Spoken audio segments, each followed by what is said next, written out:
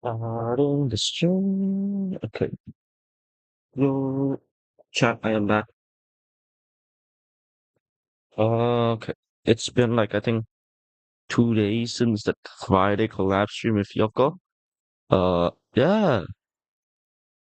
I was planning to stream on Saturday, but uh, I got a bit delayed and I, in the end, couldn't stream. So, a bit of a bummer, but it's fine. It's fine. What's the worst that can happen? Anyways, I'm sweating like the snow tomorrow. It's hot. The days are boiling me alive. Let me just make sure the YouTube works. YouTube.com. Ah, YouTube Studio. Right, man, I'm being dumb. Stu- Studio.youtube.com.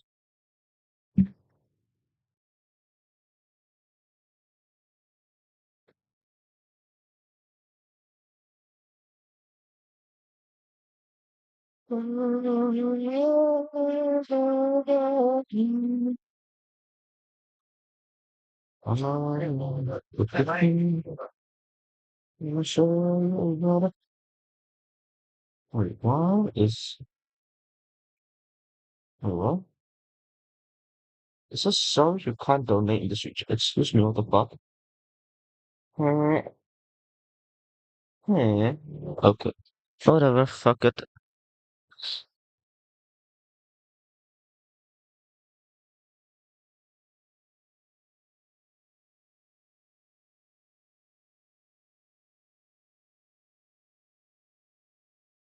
Chat, you don't understand how much I want to like not stream today, but I kind of have to keep the content going. It's so hard to shut down a rest. I will have to make content. This event does not like last that much longer, so I have to stream and also have to like plan out some Minecraft server related stuff. So yeah,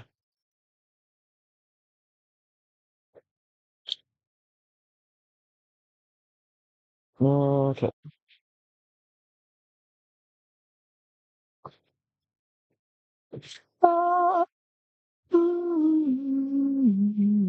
Okay, can I? There we go. Where is my Discord tab? Where is thy Discord?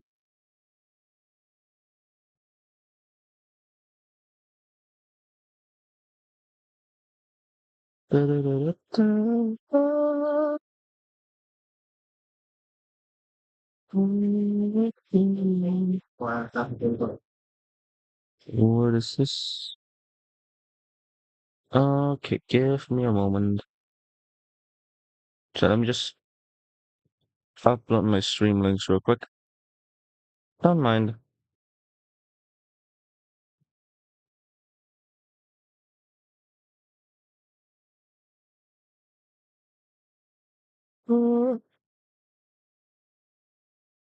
Oh yeah, by the way, chat. I totally did not reuse a thumbnail from one of my previous Ghost Frontline2 stream.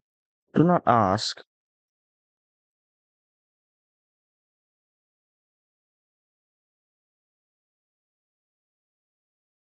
Very original thumbnail, wouldn't you all agree?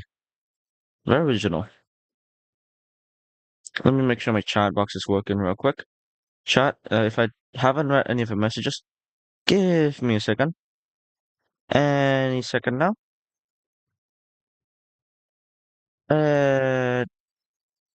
1 second.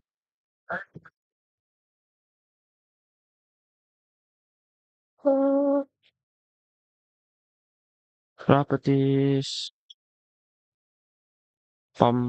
Okay. There we go.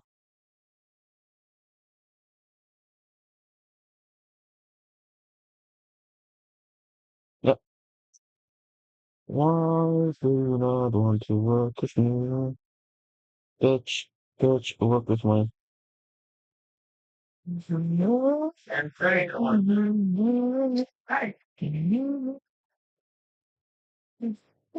Okay, it works now. Yeah. Wait, why is that no audio here? Did I turn off in-game audio? The fuck? Settings, sound. Oh, whoopsies. Whoopsies.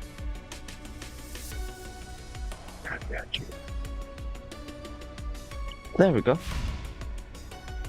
Okay. Wait, can you guys see this shit? Oh wait, I need to turn on uh game display. There we go. Chat. Let me send these children out back onto the mines. The lithium will not mine itself, Catherine. Anyways.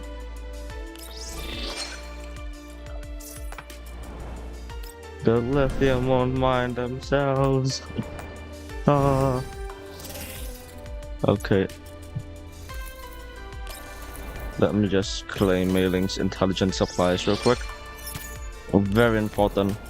We get a gift from our daughter Mailing. Absolute cinema.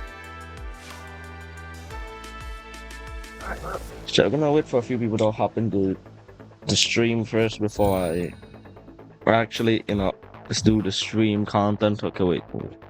So yeah. Okay, wait. We need to defend ally control points and eliminate all enemy units. So that's the control points. Have 3 tons.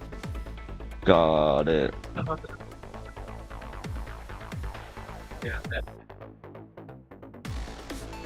Uh-huh.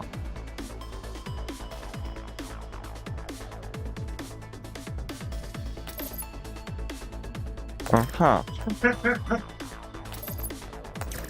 This thing detonates this time in the box. What the fuck?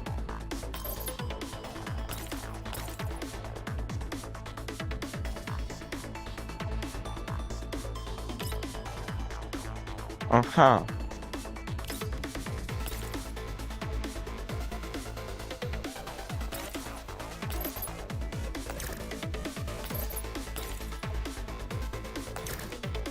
Okay, wait, no, this thing can only be activated here. I'm slightly confused on what I'm supposed to do. Okay.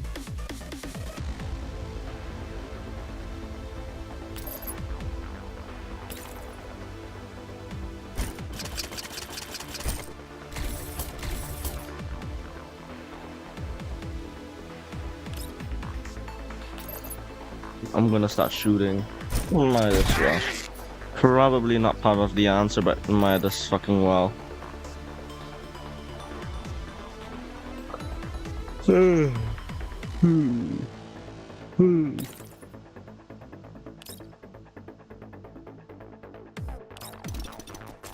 Oh wait, no, I should have waited for the bear to get closer right now.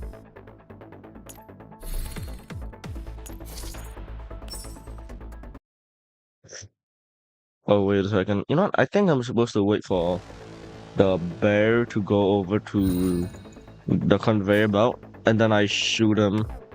I think that's the game plan.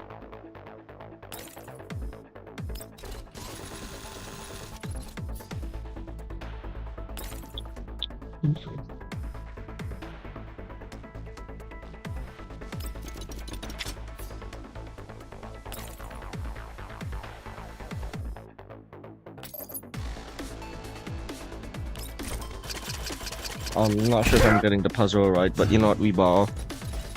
We fucking ball. What did he just do? Did he just give me AIDS?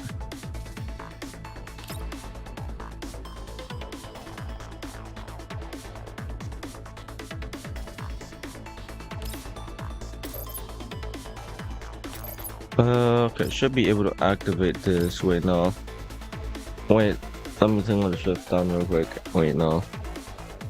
Oh no, I fucked it up. 1 second, I need to restart. Again. I need to restart. I fucked up.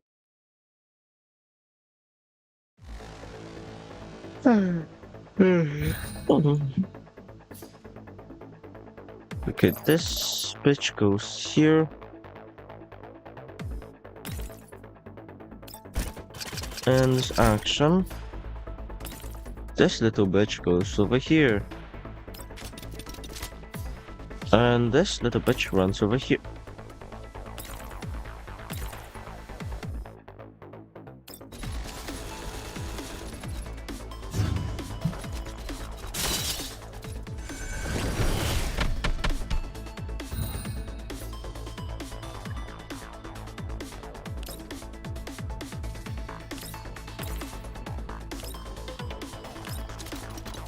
Activate this. One over here, activate. Throw that child off. Absolute cinema. Absolute cinema. Okay, wait. Okay, this is gonna be a bit of an issue. I'm not sure if I can push him away. Oh wait, I can push him onto the conveyor belt and another one activates to push the guy down here, which is, I think that can be a decent game plan.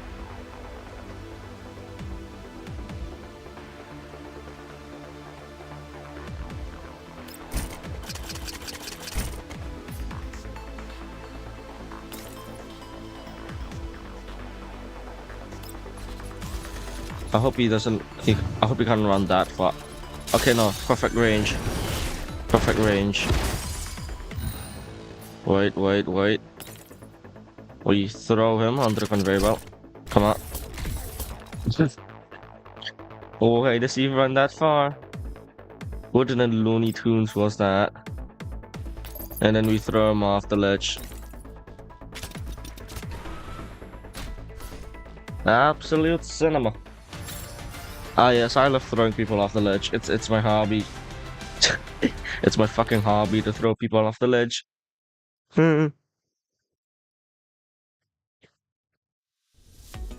I love throwing children off the ledge of a cliff.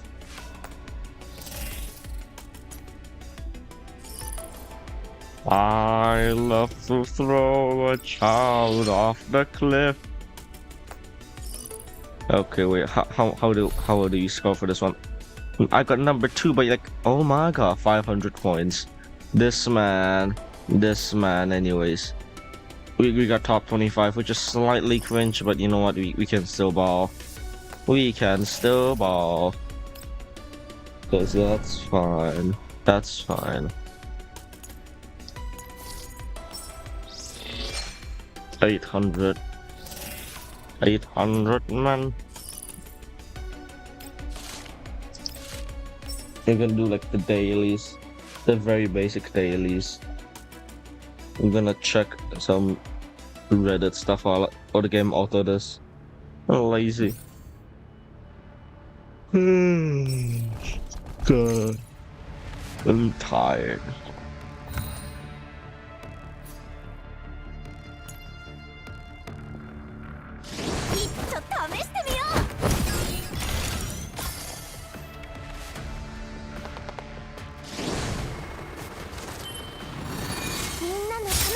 I'm slightly tired.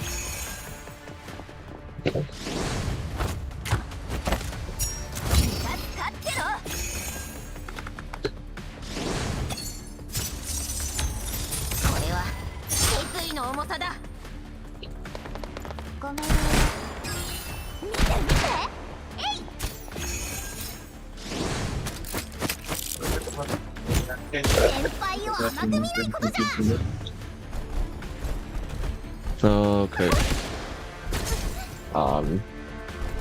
So I don't know why, but I slept like 10 hours today, and yet I'm still like very tired. And yes, I said I slept 10 hours today. I think I slept around like 1 and I woke up at 10. Still fucking tired as hell. It's probably because I did not get a lot of sleep the previous nights, but yeah, it could just be that, I don't know, I could need more sleep.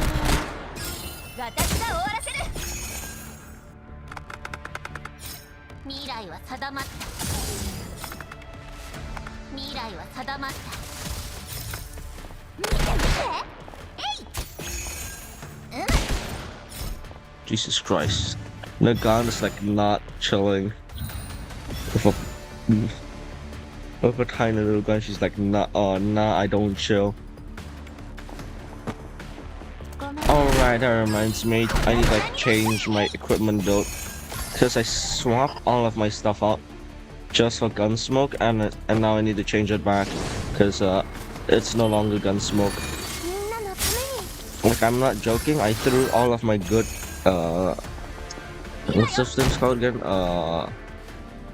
Keys? Yeah, I threw all of my keys on the actually, like, the unit's not gonna be good for this one of Gunsmoke, and yeah, it did serve me pretty well. Like, Macchiato did a decent bit of damage, quite decent actually. I threw like all of my crit onto Perithia and Macchiato. Even though like Perithia is like not like the main DPS, she's the sub DPS of the team. She still had to pull her weight because the person owning the what's it, Glukai, yeah, the V6 Glukai for Platoon it doesn't seem that they're doing much to that thing. They just got to the V6 and it's just sitting on it. And not gonna lie, I just use it for the free points.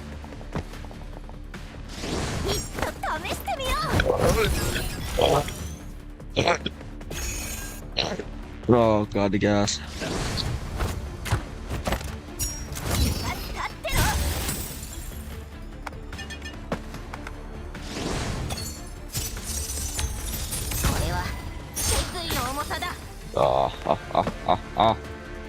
Okay, the gas is a bit weird. Feeling gassy, chat. Oh wait.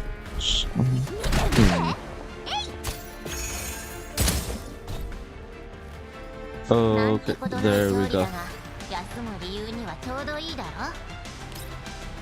There we go.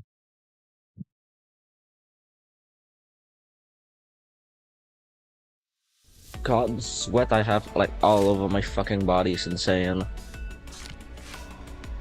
Okay, we have 2 more weeks to the next Gunsmoke Frontline, which is pretty nice, I guess. Pretty nice. Alright, let's go play the event. Oh wait, right, that reminds me, we need to do the Joyful Festivities Aphelion boundary push. I have not done boundary push in so long. I'm like slacking on this shit, even though it gives like so much good stuff. Oh, it gives some of the honey crystal drug. Yes. Do I want to walk 2% faster or 2% faster? I like to walk 2% faster. And that, and that, and oh, I'm out. Cringe. That's fine. I'm like itching. Jesus Christ. The heat today is crazy. It's so hot that some people thought this was Arizona. Anyways, 10-2. That's we ball. Oh wait, let me alter this. Why not? Having invaded an incessant pursuit of an unknown force, survey corps and hide for are now taking temporary refuge in an abandoned settlement that they have chanced upon. The settlement is shielded by the hills to the southwest. The dogs of Hide 4 are currently monitoring the surrounding area from the respective hiding spots on the other 3 sides.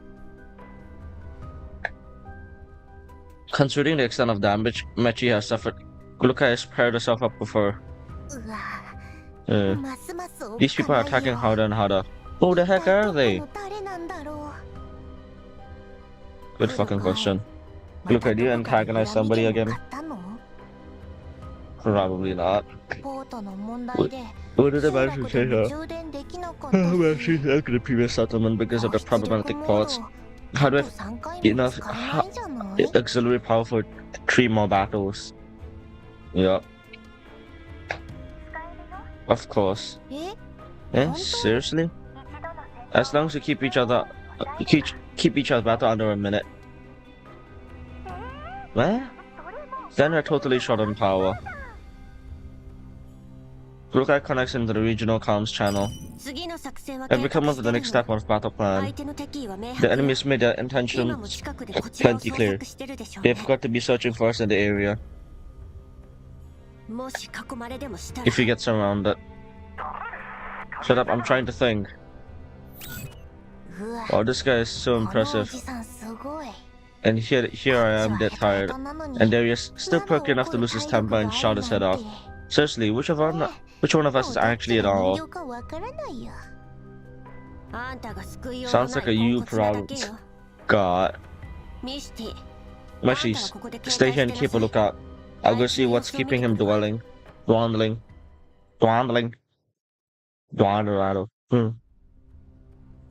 Luka heads over the building in which Dimitri is taking cover and finds him checking and rechecking a slip of paper of unknown sequence of numbers against the map.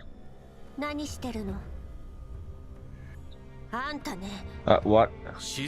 Please keep quiet while First Sergeant reviews the situation and looks for more clues. How long has he been at it? Since the moment we found a signboard bearing the name of the settlement. Here either. Dimitri seems to be measuring some kind of distance on the map using his own rugged fingers. However, eventually he gives up and puts the paper away in annoyance. If you don't count vector equation, you will not be able to determine a specific location without knowing the original location. Shut the trap. If you issue follow-up orders in a timely fashion, I will not be questioning you. But our supplies are limited, and judging from this current situation, if you keep running around aimlessly, our enemies will hunt us down and pick us off sooner or later. At least you're not entirely dumb. Just then a young soldier of the Survey Corps enters through the door. So we're all in position and waiting for further directives. Stand by. You've already set up our defenses? Duh, you think I was just playing Sudoku while being a sitting duck? Make sure the four of you coordinate with our movements. You want orders, right? Well, don't just stand around there. Come over here and look at this. Dimitri beckons at Luka and gestures for her to take a closer look at the map. You see these hills in the southeast?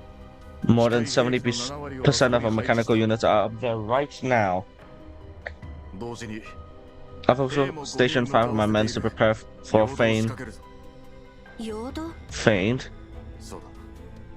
That's right. Our enemies are hard on our heels. They'll probably come looking for us in 3 hours. I just checked the map. The closest settlement from our current location is at least 6 hours away, and it will be very difficult for us to stay hidden while we make our way there. If we can't get a bigger head start than most of our pursuers in one go, they will catch up to us before we can reach this next settlement and replenish our supplies. And it'll take us over. It'll be over for us then. God. You're planning to wither down the firepower here? Exactly. To them, we're a small and poorly equipped force that can only counterattack using ambushes and guerrilla tactics. We can take advantage of that assumption. This area is smack along the only way to the settlement. With hills on one side and anyone with half a brain cell can tell that this is the perfect spot for an ambush, including our pursuers.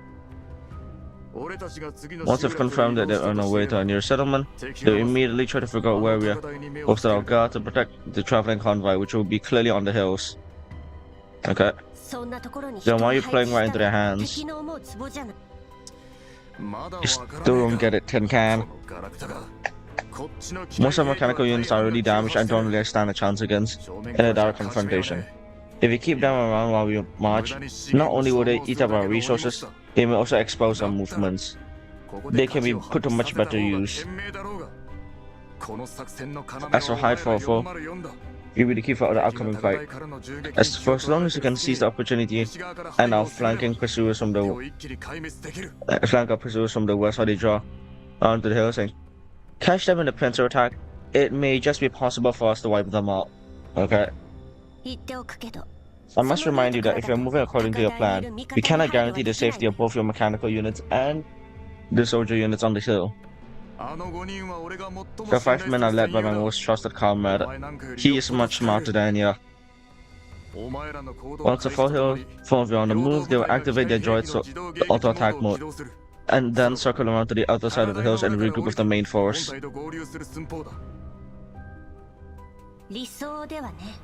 That's just the best case scenario. With a success rate of less than 40%, it's highly likely they'll be eliminated before regrouping with the main force. Moreover, based on our estimation of the enemy force entirely, on our observation in a previous encounter, if the enemy force exceeds 130% of our estimation, that is if there are 20 more soldiers and 25 or more automatons that we do not account for, the success rate of this operation will drop below 25.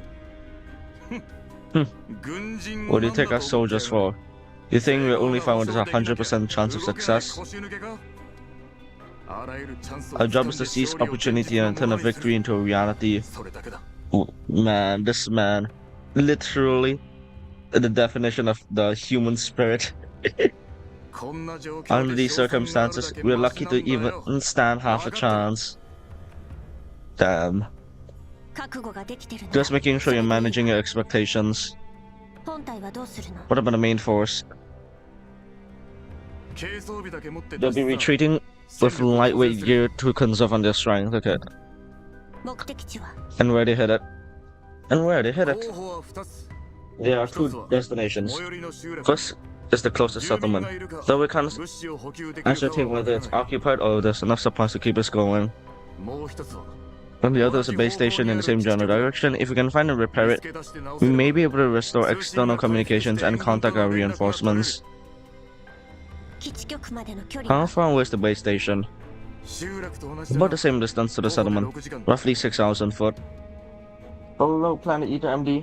I missed a stream yesterday from Gendar's friend Darker. I don't know what that is.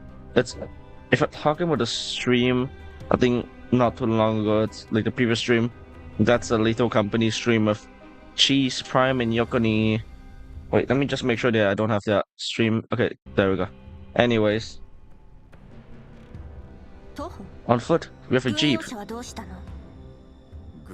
Jeep from now on. Jeep from now on? You don't. What do you mean? Not counting on a small jeep, the survey corps currently still has 1 jeep and 1 small military truck. To pull off this plan, we must set up a vehicle in the northeast where the enemy is most likely to attack from, to draw their attention. At the same time, I have several of those scout drones buzzing around the other directions. You've seen those things before, and pretty much useless in a fight, but noisy as hell, and it's perfect for both attracting enemy attention and tipping us off. Okay, Only thing is there's no hope of recovering the vehicle or the drones. What about the other vehicle? That will be given to the men on the hills as they get away to catch up with the main force. I don't think that's very sensible. You just admitted that the chances of successfully regrouping the main force are pretty slim. Why waste limited resources knowing that? What is a tin can like you know? Forging ahead despite the difficulties make my comrade heroes, but by cutting off the only chance of escape because of the difficulties will make me a bastard. Jesus Christ. I'm sending them to a stage of feint, not to become cannon fodder. This man. I simply wish to maximize the operation's chances of success. Dimitri takes a deep breath. I'm the commanding officer here, and your job is to lead your hired forward in carrying out my orders. Is that clear? Don't you worry about human matters when that tin can brain of yours. Oh.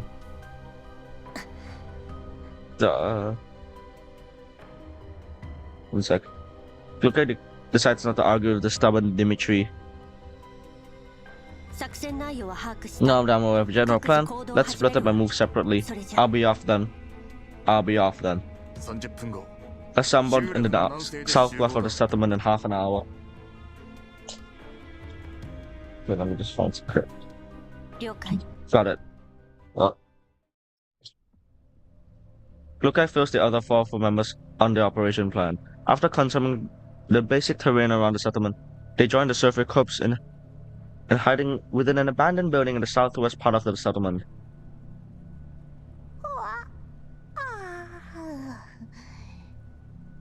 Look at the time.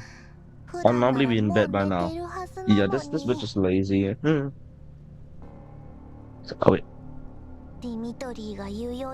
Will those people actually take the bait like Dimitri says? Hard to say. The working assumption is that we'll be fighting an enemy force the same size that we've encountered before. If they amped up their firepower, we are finished. That's true. Big Sis Luka and the guy can actually be trusted. I wouldn't hedge our bets on them. We should focus on figuring out our own contingency. Still, it's certainly necessary to mount a counterattack here to give us a head start against our pursuers. Alright, I'll do my best. Okay. And there is an operations underway. Don't stray too far from the vehicle. We must keep our supplies secure if we need to retreat ahead of schedule. I'll also call you to pick us up. Okay. Okay, no problem, Leader Lukai. Let's go. The 4 of those leap into silence as they remain at their station. Soon after that, a ear-splitting alarm goes off in the northwest, followed by a vicious burst of gunfire. At the same time, the vehicle deployed before an explodes, and Dimitri's voice can be heard through the regional comms channel. Attention all units, enemy forces approaching, stay low. When they enter within the attack range, our men on the hills will launch an ambush and trigger the explosive with rig to weaken their firepower. Why did that thing automatically? Anyways, and the trigger explosive with rig to weaken their firepower. Hide 4 will catch them in a pincer move from behind. The rest of you follow my command. Copy that, sir. Understood. With the first gunshot firing up the hill, the battle has officially begun.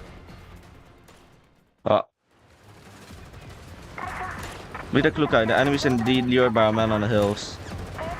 According to intelligence we currently possess, the enemy force comprises about 15 men, 2 heavy automatons and 5 anti-air automatons. The exact quantity of the land automatons is unknown, but my preliminary estimation is about 10.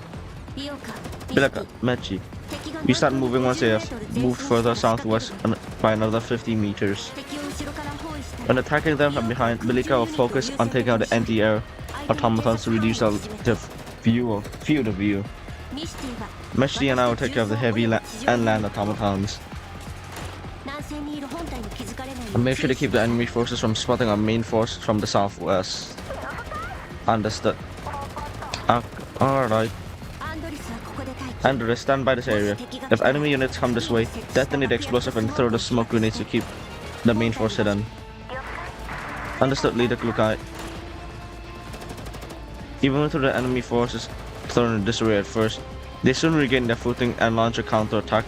And launch an attack on the hills using cover and their mid-air and the anti-air rounds. God.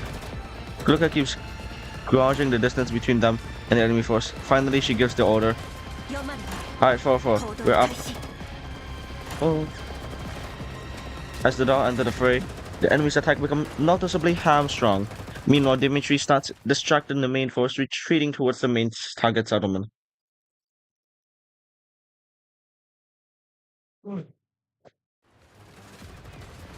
Fixes Lukai. All enemy anti-air units have been eliminated. Very good. Ooh boy. If you're done shooting out the little birds, get over here and give me your hands. This guy's really Well, oh my god, my English words can't English. This big guy is really bad news. Bilika, back Mitch D up immediately and stop the heavy automaton from getting any closer. Leave the rest to me. Alright, big sis, watch yourself. Time your movement carefully. Luca detonates another set of explosive, successfully impeding the enemy's attempt to regroup. Can we actually play it? Oh, okay. High 4-4 to the main force. You successfully suppress the pursuing armed force. Received. Even how many men have you got left? 3, but one's badly injured and immobile. How many bastards have noticed anything off? Sorry, have the bastard noticed good. Doesn't look like it. Their firepower is still focused on outside of the hills, but thanks to Far Force interference, they haven't been able to take much headway. In fact, they had to send a group to go after Far Force just 10 minutes ago. We prioritized taking out their drones. Because of the terrain and all the dust and smoke, those bastards can barely see. They shouldn't have noticed our main force is already gone. Seriously, hands off to you, Dima. You with your crazy tricks. Save the ass kicking for later. So ass kissing. You've accomplished your objective. Get out of there. Go around the hills. Go around the hills. Copy that. 4-4, keep the enemy busy for 15 more minutes. When Ivan's group withdraw from the area, detonate all mechanical units and remaining explosive to draw the enemy's attention, and seal off their route of pursuit. Take out as many of the effective units as you can while you withdraw. Pick up the pace and make sure you can catch up to the main force. Keep the regional columns clear. Understood. Understood. We finally done. That's amazing. The plan worked unexpectedly well. Even in the regional comms channel breathes a sigh of relief and starts to relax a little. Staying close to the jeep, Endurance suddenly looks to the side of the alarm. Attention, heat signatures detected to the west, possibly enemy reinforcements. They might have received the enemy forces distress call and are moving ahead at full speed. There are high chances that they will encounter our main force. What? Take whatever you can. Take whatever cover you can find right now. It's too late. The wave of dust kicked up by the enemy reinforcements marches already within Dimitri's view. Judging by the heat signatures, there are approximately 10 anti-air automatons, 5 heavy automatons. I cannot provide an estimate on the quantity of armed personnel. Even though everyone's prepared for the worst, the moment enemy reinforcements actually show up, the despair is still palpable through the comms channel. God. Attention all units, cut out your lights and get down on the ground. Unless ordered otherwise, do not move, attack or make any sound. Also, a new enemy force have entered visual range. Double the size estimated by 4-4. Oh fuck.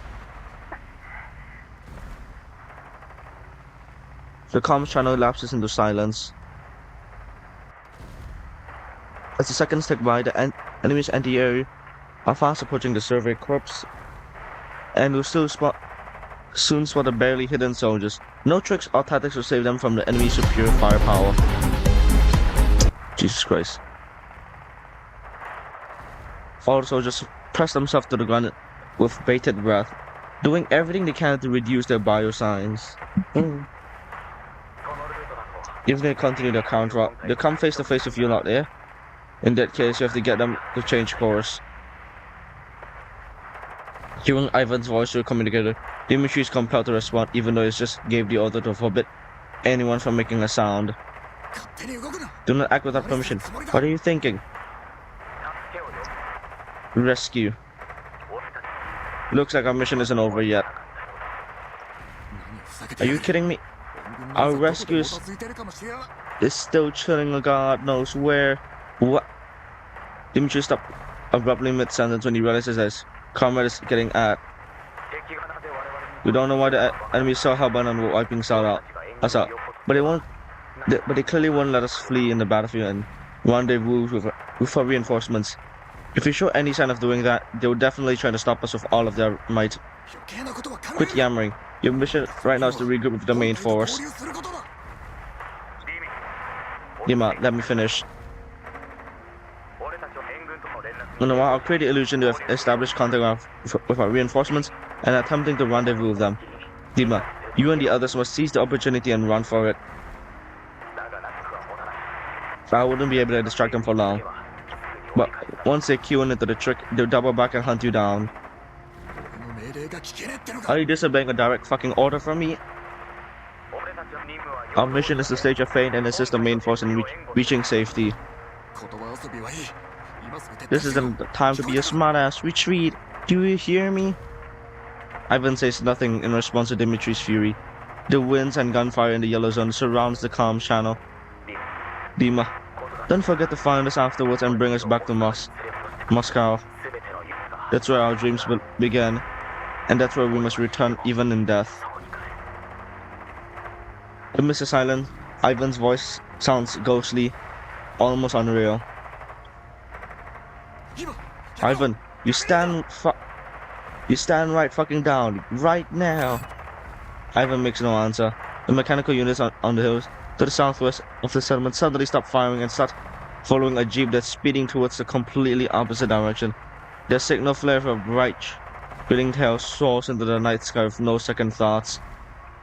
The amber flare... Okay, wait, fuck. The sudden development has drawn the attention of both enemy force and within the settlement and their reinforcements currently en route to the settlement. The survey corps exposing their own route is making them doubt the authenticity of their intelligence. Leader, does the signal mean they're linking up with our reinforcement? But according to our intel, the survey corps reinforcements shouldn't be arriving so soon. It will appear that our intel we previously received wasn't entirely accurate. If the story we have been causing, the folks at the Purification Project may have sent more than one group of reinforcements. What do you do? Should we still withdraw? High-ups told us not to expose ourselves. The fuck? You idiot. The fact that new reinforcements are showing up means that we have already exposed. We haven't even managed to secure the mission objective. Why we want to withdraw now? To give the reinforcements enough time to get into position? Contact Team 5 in the settlement. Tell them to hurry up and take out those dolls. Then go after the survey corps and intercept them.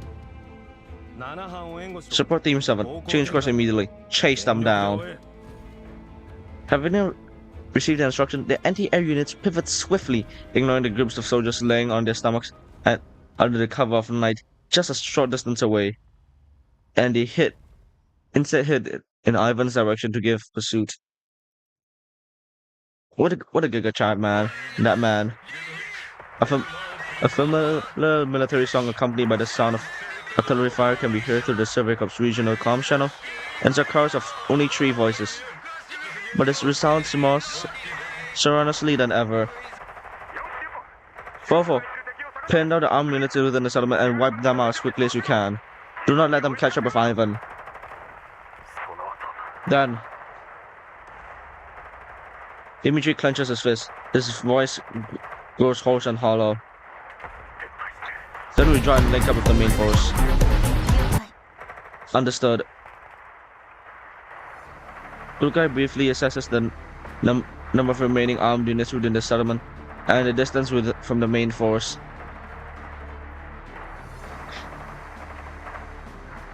Look, Andor's, Mechi, Belka. Take only your lightless gear along of Andor's and big gun and withdraw immediately.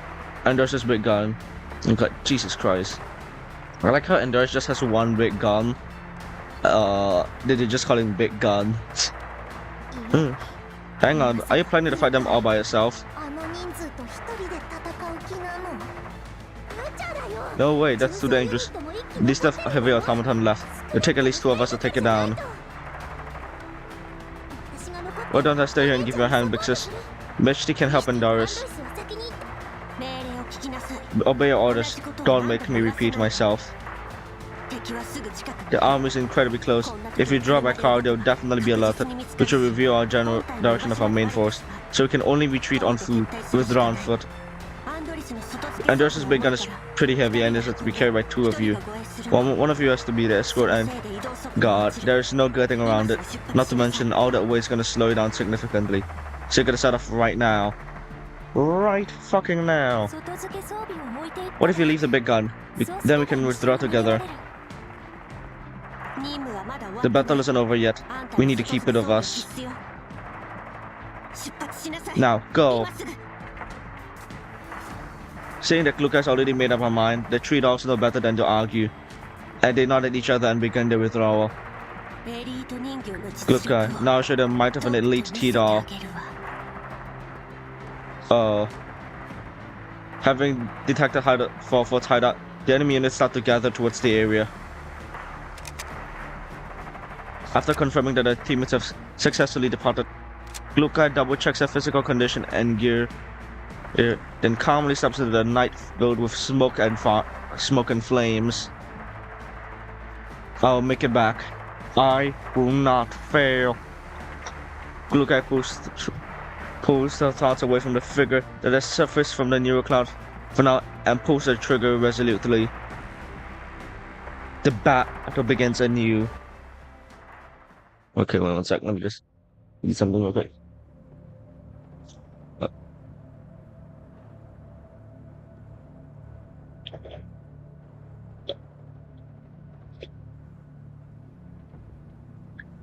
On Dimitri's end, the enemy reinforcements have gone after Iron at Dimitri's command. The soldiers cautiously scan the surrounding area. No escape, the enemy units detected in the area. So, should we send a team over to Ivan? Dimitris knows full well that what the soldiers hinting at. He gazes slightly at the horizon where the sky will glow from the flames of battle. Little by little, the flanks marks devour the wrath and despair in his eyes. There's no more singing through the comms channel. It got cut off abruptly along with the sound of artillery and howling winds. No need. Dimitri closes his eyes.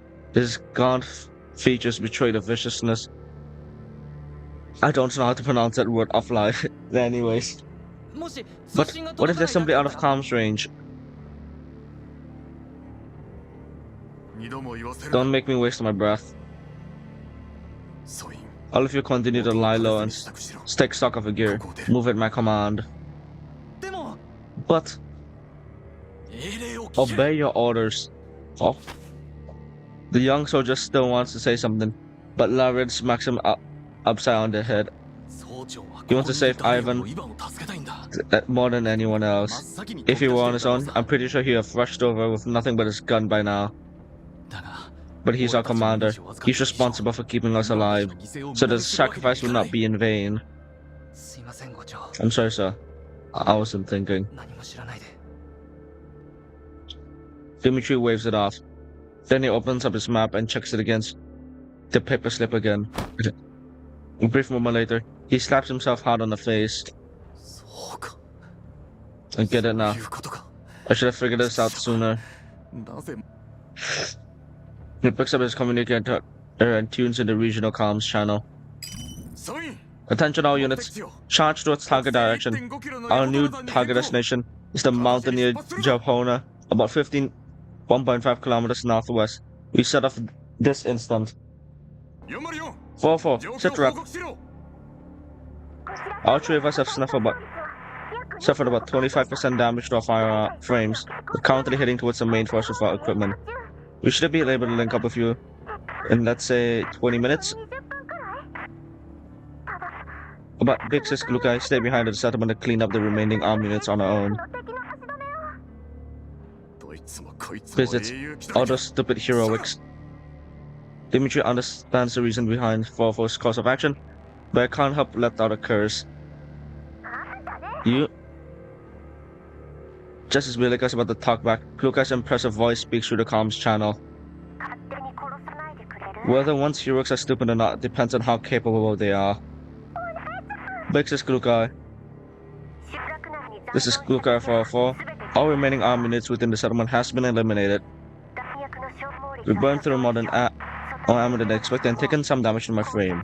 Estimated travel speed has been dropped by 22%. Glad you're okay, leader. Oof.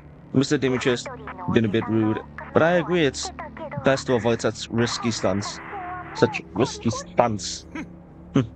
Count yourself lucky. I don't give two shits about your reduced travel speed. Catch up with the main force. We're headed for the mountains in Jahoda. I don't know how to pronounce it. At long last, under Dimitri's leadership, the surviving soldiers of the Survey Corps and the dolls of Allied 404 file into a cave under the cover of night. With no further directives from the commander, the soldiers who have just had a close brush of death all slumped to the ground with their backs against the rocky walls. The fierce battle they have just experienced is still fresh in their minds. Nobody turns on any light source, and nobody says a word. The dolls of Hider 4 of us also sitting quietly in the cave, keeping some distance from the Survey Corps, and they each inspect their own physical condition. Leader Klukai, the average damage rate among our four dolls are around 35%. We lost our vehicle in a previous battle, and a temporary repair parts were on board. It's only 35%. No big deal. No biggie. But that's on the average. Out of the four of us, you have taken the most damage, no? I'm okay. Really? The left eye looks horrific. It's just a shrapnel cut. It looks way worse than it actually is. What? Luca shakes her head softly and endures, telling her to drop the subject. But receives no visual feedback of Endur's concerned expression through the left visual module. The left eye is utterly ruined. And there is any more information about our current location? Just a little. Based on the map and the rough location of the previous settlement, we're probably inside a salt mine at Jahoda. But this mine has been abandoned for years and is currently vacant.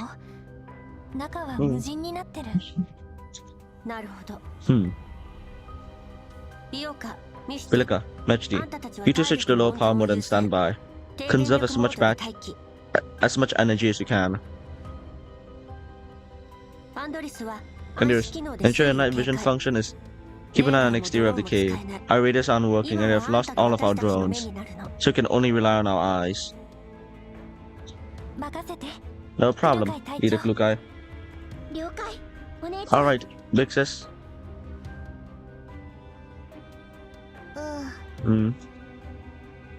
Despite the injuries and exhaustion, Mechi does not zoink out immediately as she usually would. Instead, she hugs her weapon close and gazes uneasily into the pitch dark sky outside the caves. Why is this thing going off again? God, I keep the second I touch my earbuds to adjust them, it just starts playing Kahoot X War without reason. I don't know why. Anyways, after giving 4 their orders, Klukai stands up and walks over to Dimitri quietly. He is sitting in the corner deep in the cave, having whispered a conversation with Larian. Dimi, did some counting. Our supplies are down to 20%. Less than half of us are left. Both Ivan and Lev are... I let them down. Not at all. We defied all odds in keeping us alive under those circumstances. That aside, have you figured out the message in the note? You changed your mind all of a sudden and brought us here. Dimitri leans back tightly against the cave wall, clutching his gun tightly in his hand. You still remember Nikolai? David racked his brain for a moment. Nikolai, you mean the son of that local military officer? I haven't had much dealings with him. You weren't in the same platoon after all. But you two are friends, right? Kind of. He was on the list of MIA soldiers I got from the brass. He was the leader of the team. The dog tag we found was his. This, so it's one of the dogs that lick the urine and sees ass. Huh? See? What good did I do? Didn't keep him alive, did it? Lemon musters some expletive through his gritted teeth, whether of contempt for Nikolai or just general malcontent. Dimitri could not tell. Well, that's not a point. The platoon manages to figure out all thanks to him and Ivan. With that, Dimitri pulls the pieces of the paper that were found of the deceased out of his pocket. He smooths out the seas and turns his small flashlight and angles himself further away from the cave entrance and blocks the light with his own body. This is a simple coordinate diagram made based on an actual map. Here, here, and here. These numbers on the drawing meet the coordinates of the actual location. But that's not right. The numbers are too big to be in this area. No, because it's double encryption. I just could not figure the cipher key. Look at its origin. I initially thought it was a hint to find a point of origin to convert the coordinates, but that's not it. Dimitri pulls out a map on his communicator. Do you remember the new Soviet Union's land area? The coordinates of Moscow. Try subtracting them from these numbers on the drawing. Therein does some mental calculations and references the longitude and latitude on the map. This match. Dang, Dima. You got the brains. I just had some experience with this kind of thing when serving with Nikolai in the past. That brat was allergic to modern encryption methods and insisted on using something fancier. We've even used... Never mind. It's not like anyone will ever use it again. So let's just leave it at that. Dimitri looks at Forlorn. How do you realize these two numbers are in the cipher? Origin actually means the Neo-Soviet Union to Moscow, the starting point of our dreams. Nikolai once said that as long as the new Soviet Union stood, he will not leave. God. So those two numbers become the ciphers of his double encryption method, and no one would ever guess their significance. Aha! Nikolai, who has always considered these two numbers constants, never once forgot or betrayed the new Soviet Union. I didn't mean to spare us or cover any further awkwardness. Dimitri swipes the map across and points at the location. When I learned about the location of our previous operation, I noticed that one of the marked points was around here. I don't know why he marked out these places, but if each of his subordinates kept a copy of this information, even in death, so it had to mean something. We must come and have a look. If you find anything, you've got to get a word about the way that they're trying to tell us, okay? I just walked down for a bit, but I don't see anything special. This cave seems pretty big. It's probably deeper than we think. Take a few of the others and keep a lookout at the cave entrance. Make sure you stay hidden. Oh gosh, sorry, it's raining again. I'll take 2 men now and fall for that explore deeper. Right. Once I need to close my window, be right back.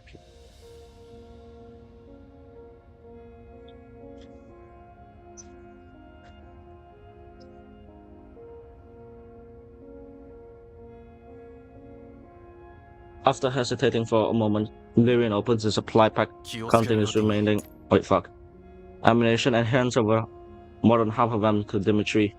Careful, Dima. There aren't many of us left. Dimitri does not accept the ammunition. He gives Virian a pat on the shoulder and helps him turn on his collar, which is rambled out of the strap of his weapon. Don't you worry about me. You know what I'm made of. I'll also remind you this one last time. Don't call me sir. Don't set a bad example for the rookies, or they won't learn how to show respect. Lauren chuckles. Yes, sir. By the way, I have another mission for you. I just saw two kids wiping their tears. Go cheer them up. After sending someone on the way, Dimitri drops all pretenses of business and turns sullenly towards Gluka, who has been standing not too far away. Heard enough? Is eavesdropping a popular pastime of you tin cans? I was waiting for you to finish your conversation. If I overheard anything confidential, it was not your fault for conversing in a more secure... It was your fault for not conversing in a more secure environment. Whatever. Considering you did all right in the previous operation, I won't argue with you. Do all four of you have functional night vision? Mine is slightly compromised, but still works for just about. Make some preparation. We're setting off in 5 minutes to explore the cave. Let's see what kind of secrets hidden inside this blasted place. Got it. Got it. Jesus Christ.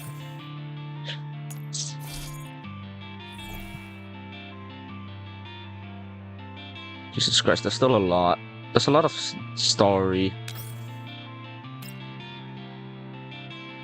I need to like clear up a lot of like the stuff.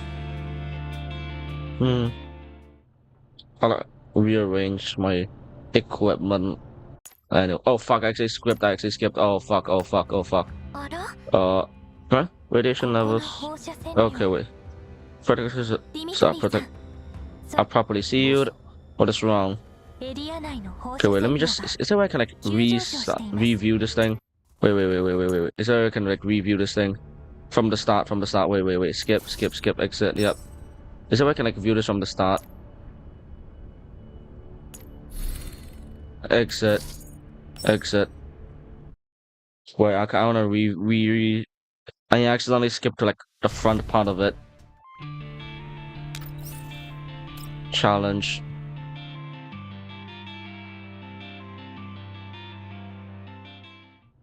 Okay, there we go. The Elmo cruises along in the night.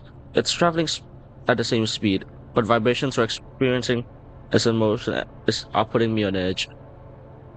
Well, onward to the Alpha Harder Force. While we're on route to Alpha Harder for reinforcement, Elena gets in touch once again. But this time she brings bad news. She has lost contact of Luca and the others. Losing contact in the contamination zone is a common, but nonetheless distressing phenomenon. Bounty hunters whom I have met most briefly in convoys underground brokers or occasionally do business adventurers who happen to have hitched a ride on an Elmo, have crossed paths with so many people in the wild sand, have to never hear from them again. Oh god. Only to never hear from them again. But I never thought the same would happen with them this time. Fortunately, with Lena's help, Deer and I managed to make contact and we agreed on a meeting place. Right now, they're almost heading towards the location at full speed.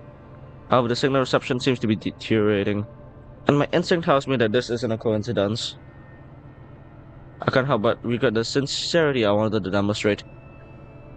The prospect of having Hive 4 join my ranks hadn't been such a relief that I forgot the rules within a contamination zone. If I've contacted them sooner, we wouldn't have been in this predicament now. I can only pray that my naive desires give them a surprise, does not put them in terrible danger. They're almost already traveling at full velocity. I just hope we won't be too late. No, I have faith in her and Hive 4. This time, I'll be the one who comes to you, Blue Guy. Oh god. And there's oh fuck. And there's is it really to send Mechi and Beleka down the tunnel? I'd often start the layout map. It is from many years ago and it's very much incomplete. Okay, wait, fuck. This cave is much bigger, again, more structurally complex than indicated in the environmental intelligence that we currently possess. This okay. They may usually seem unreliable, but they're still members of Hive 4.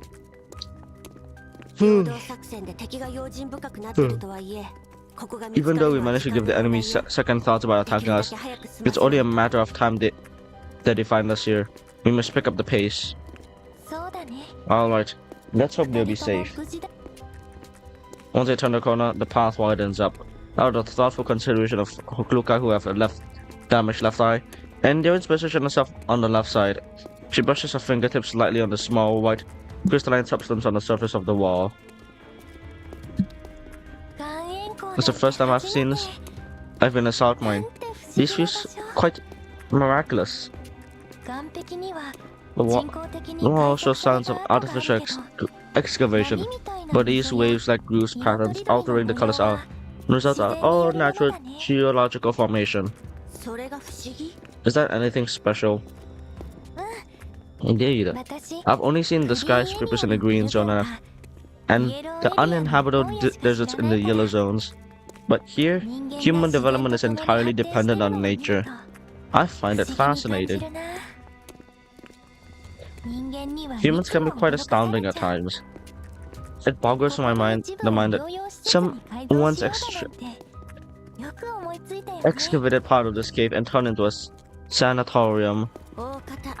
It's most probably some gimmick for making money. Dimitri hums at Luca's remark from the forefront of the expedition group. What do you know? Unlike you, carrying out a mission and making money doesn't consume every waking thought. Also, if it weren't for a sudden stroke of genius that humans had, you bunch of tin cans wouldn't even be here. Noticing Luca's irritation, Doris tactfully changes the subject. It's such a pity I was rather late. I would love to see the world before the collapse radiation.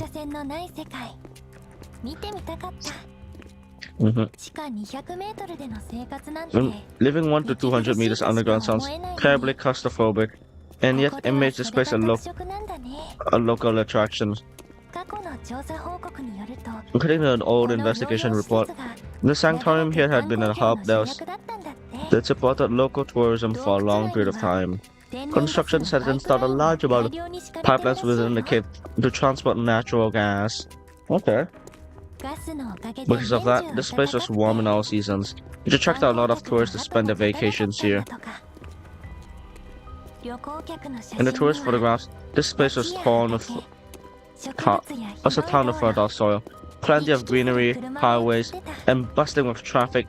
It seemed like a popular destination. And there is focus on the mission, and don't get distracted by useless information. Still, I can't help but wonder at the fact that this used to be such a lively place in the world. There used to be such a lively place in the world. You're a Soviet Union, aren't you, Mr. Dimitri? Do you know anything about this place? No. Huh? I wasn't even born back then, and schools don't teach such pointless stuff. Damn. Huh, is that so? I don't think this is pointless though. No matter what this place used to be like. Dimitri gives the thick pipe mounted on the wall a smack. This town is gone. Sanatorium is gone. All that are left is these broken pipes and pile of scrap metal. Right, enough of this nonsense. Get on with the search. The marked coordinates should be around here. Seeing that Dimitri has no desire to continue the discussion, Andiris keeps quiet. The party walks deeper into the cave in silence, with their only footsteps echoing through the space. Huh? The relations levels here. Dimitri, is that you and your subordinates have better make sure that the protective suits are properly sealed? What's wrong? The collapse radiation detector indicates a sudden spikes in particle concentration in this area. The readings can fluctuate due to the lack of airflow within the cave, but the jump in the area is not normal. What? The cause could be non-natural? I'm afraid so. Dimitri, this could have something to do with the marked location. Yeah, let's check it out. There's only one path. whatever it is should be directly ahead. You just stay here and stand by. If you're about to go beyond effective comms range, I'll tell you to move further in. Roger that, sir. Dimitri glances at the number done by the detective screen and pats the two soldiers on the shoulder. Watch yourselves. Watch yourselves. The party proceeds further into the cave. Fortunately, the tunnel does not lead very deep, and they see the end in less than 10 minutes. What is this? Collapse crystals?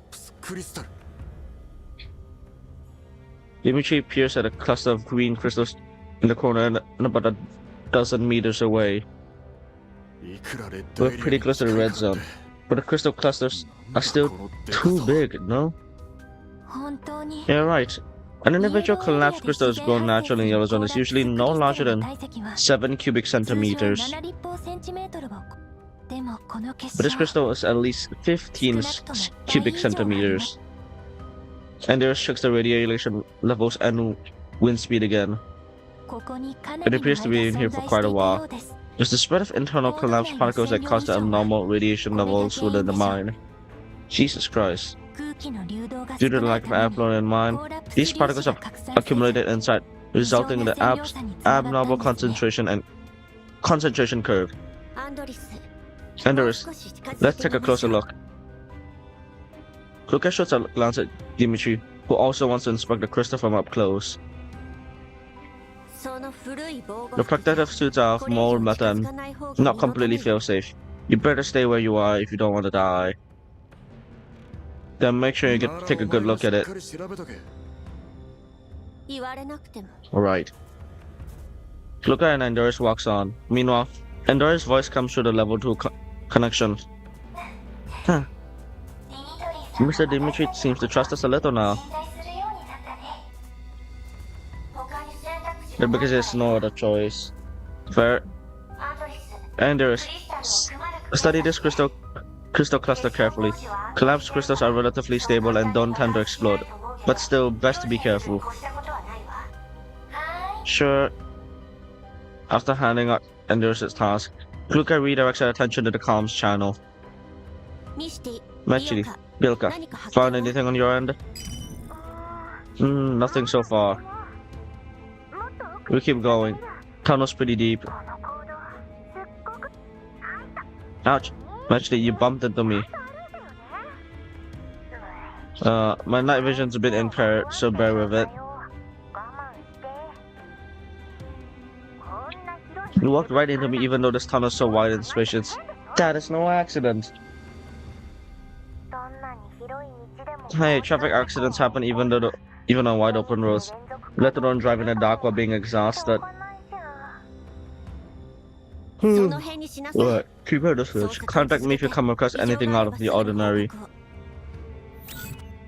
Lucas heard enough of their bickering and temporarily disconnects from the comms channel. She converses with the Andorus through the level 2 connection instead. Andorus, anything? Based on the concentration of radiation particles inside of collapsed crystal, it has existed for about half a year. Half a year? You mean such a large crystal formed within the span of half a year? That's impossible. Indeed, that's why I took a closer look at the surface where the crystal grew. Look at this, leader. Look at where the Andorus is pointing. Kurukai taps the side of the crystal lightly, and a very thin crack appears between the crystal and the layer of rock in the cave. This collapsed crystal did not form naturally? I'm afraid not. Generally speaking, a naturally grown crystal has a stronger surface adhesion, especially those who grow on rocks strata, whose shape is affected by the shape of the rock as the strata itself.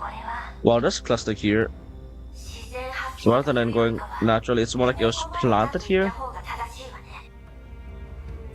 I believe so. It's quite dark in here, so it may not be easy to tell, but the rock strata isn't just a rock around the crystal. There's some cement mixed in it. It's a crude method, but it's a more or less effective and strengthening the adhesion. And there's rounds. Later, could this have something to do with per radius? Could be, who knows. There's something that so bizarre. This kind of place, it can only be per radius. Could this also be some sort of totem, like the strange rocks we found at the bottom of the settlement? God. If there were a totem, it was too well hidden. And this isn't exactly a set up place to conduct the ritual, isn't it? In any case, log the ritual. Send it over to level once our comms are restored. Got it. Hey, what are you doing squatting over there? The other conversation you had with your other two teammates didn't make a single peep. Should we inform Mr. Dimitri of the situation? Don't reveal anything but per radius. After seeing the level 2 comms connection, Kulukai walks several steps back to Dimitri and directly stares into the states the conclusion that they have arrived at. The crystals were artificially planted. Artificially? Yes. Also, if this is what the other survey codes have found, I'm sure the same goes to other locations marked on the drawings. Whoever did this must be crazy.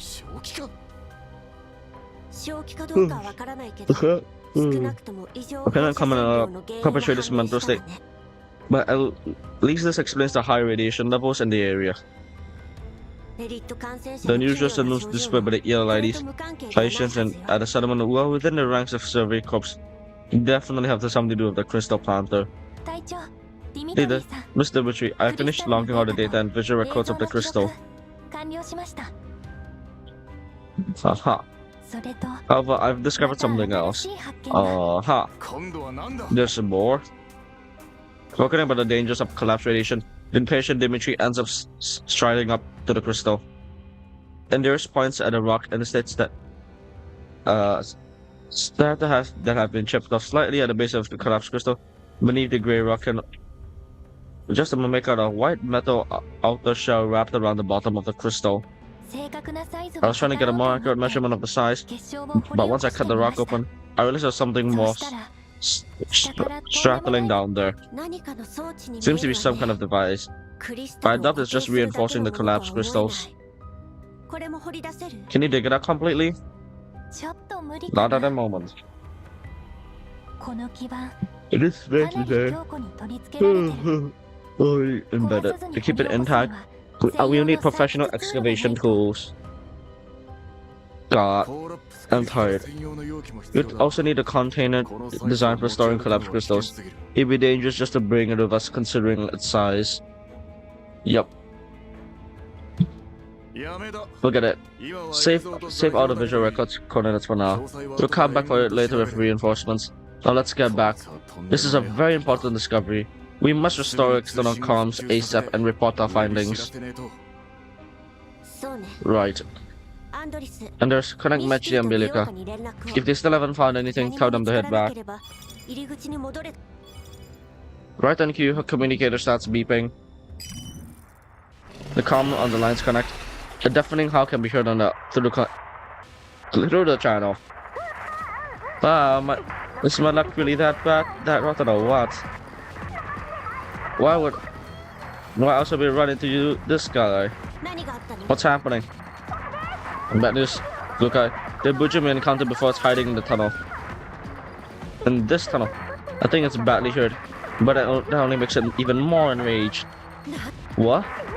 We're gonna die, we're gonna die, we're gonna die. We're seriously gonna die this time. Look, if I don't make it back, don't you dare delete the anime I recorded back at the base. I'm gonna watch it once I get a new frame. Cut to the crap, we're coming over right now. Hang on us until we get there. Easy for you to say. It's in a pretty bad state. We're no match for it, even if it's 2 against 1. If we can't beat it, run. Isn't that your forte?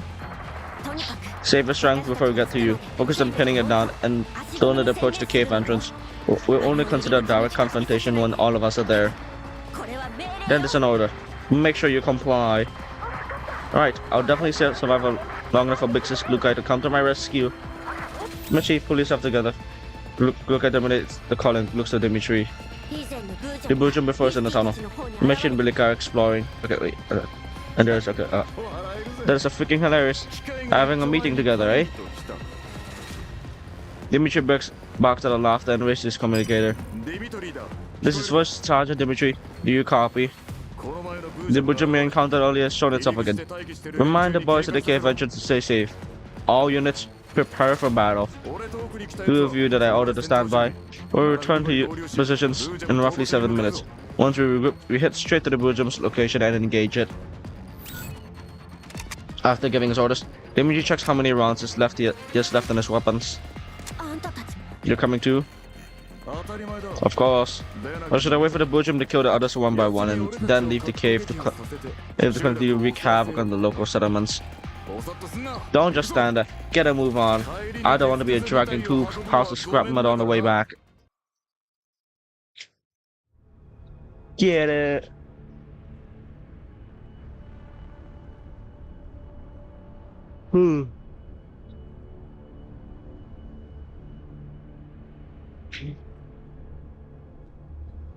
Okay. Support unit. I might as well deploy support. Might as well. Deploy support. What is this?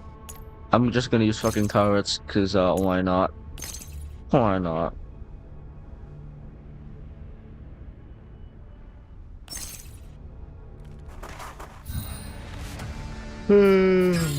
Okay.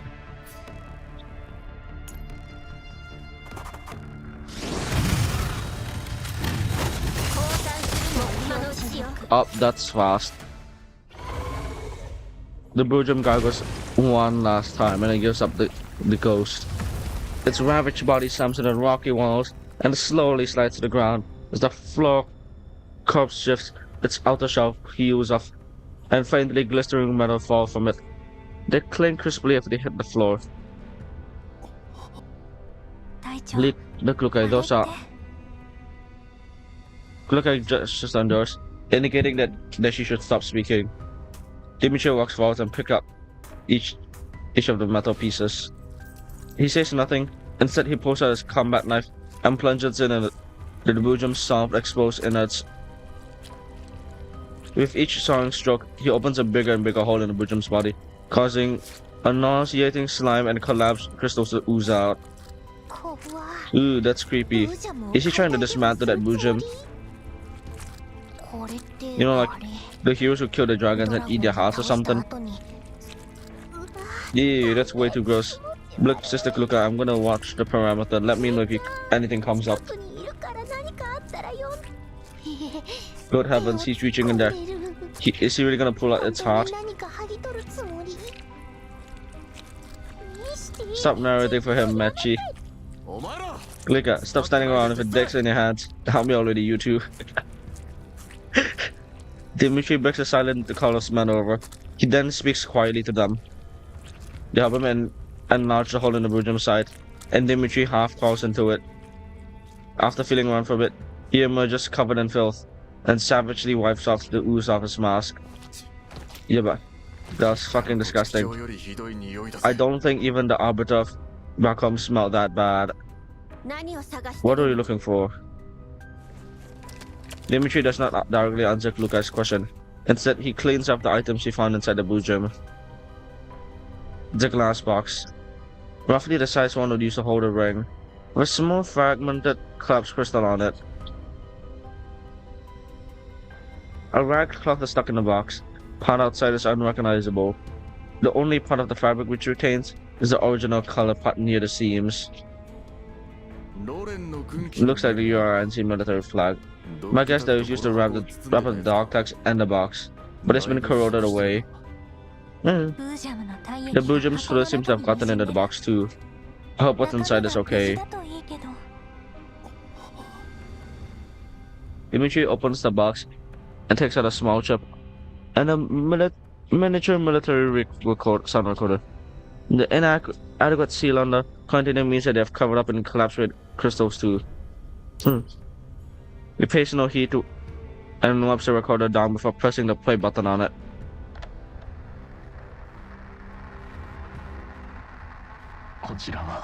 This is Warrant Officer Nikolai, overall commander of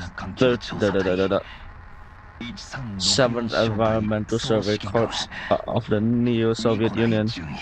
The strict environmental purification project under the URNC Contamination Zone Management and Recovery Administration.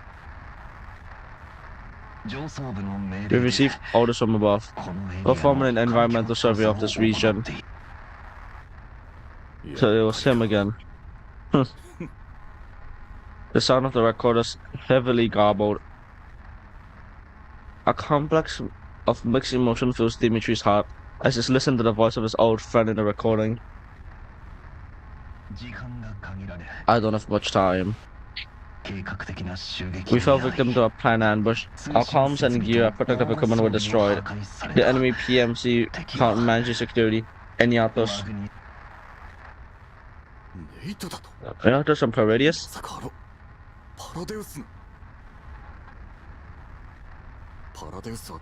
Wasn't Paradius wiped out a long time ago?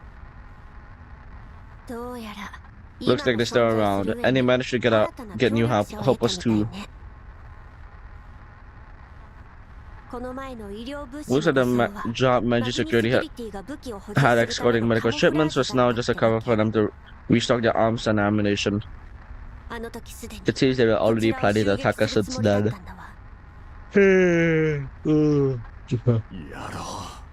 Blitz, those bastards were lying in wait all this time. The recorder keeps playing. Nikolai doesn't sound like he's in good shape. His breathing is coming in rapid gasps. Okay, wait, fuck. We did everything we could to obtain the information. Start on that chip. We made a symbolist, the crystal position, Manji security, defensive layout, and tried to get our troops who could still fight to take it out. Most of us were infected by ELID. Our guys suffering from sickness. We're also out of ammo. We probably wouldn't make it out of here. Dimitri's body tenses up from anger. He's silent, but anyone near him could be able to tell. Will be hear his teeth gritting. Leader, Mr. Dimitri doesn't seem well. Be quiet. Keep listening. Keep listening. The recording keeps playing, but the sound quality keeps getting worse. It seems that Nikolai's body is reaching its limit too, because he's coughing non-stop. This is a warning. Purification work is under threat. The final aim of Manji security and Eniatos unclear, so we need to preserve this ship. Oh wait, fuck. For that reason, we'll fight our last breath, even if we have to do it with bare hands. Only by fighting back can the entire wall. Against the entire wall, without ever stopping, we can take back everything we've lost. I want to start a report. When collapsed, lithiums bloom. Nearby carbon-based life forms have a high chance of turning the blue gems. I hope it is correct. Right now, it might sound ridiculous, but it's the only way.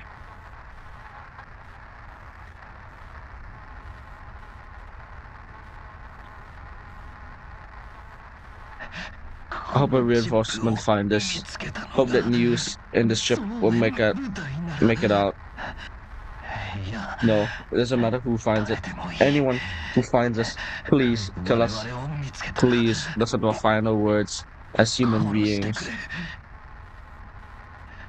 The soldiers of the URNC Environmental Purification Survey Corps, we have never once bowed our heads, nor will we ever. The recording ends. For a while, the darkened mind is silent. The men from the survey corps are well beyond anger at this point, their eyes wide and bloodshot.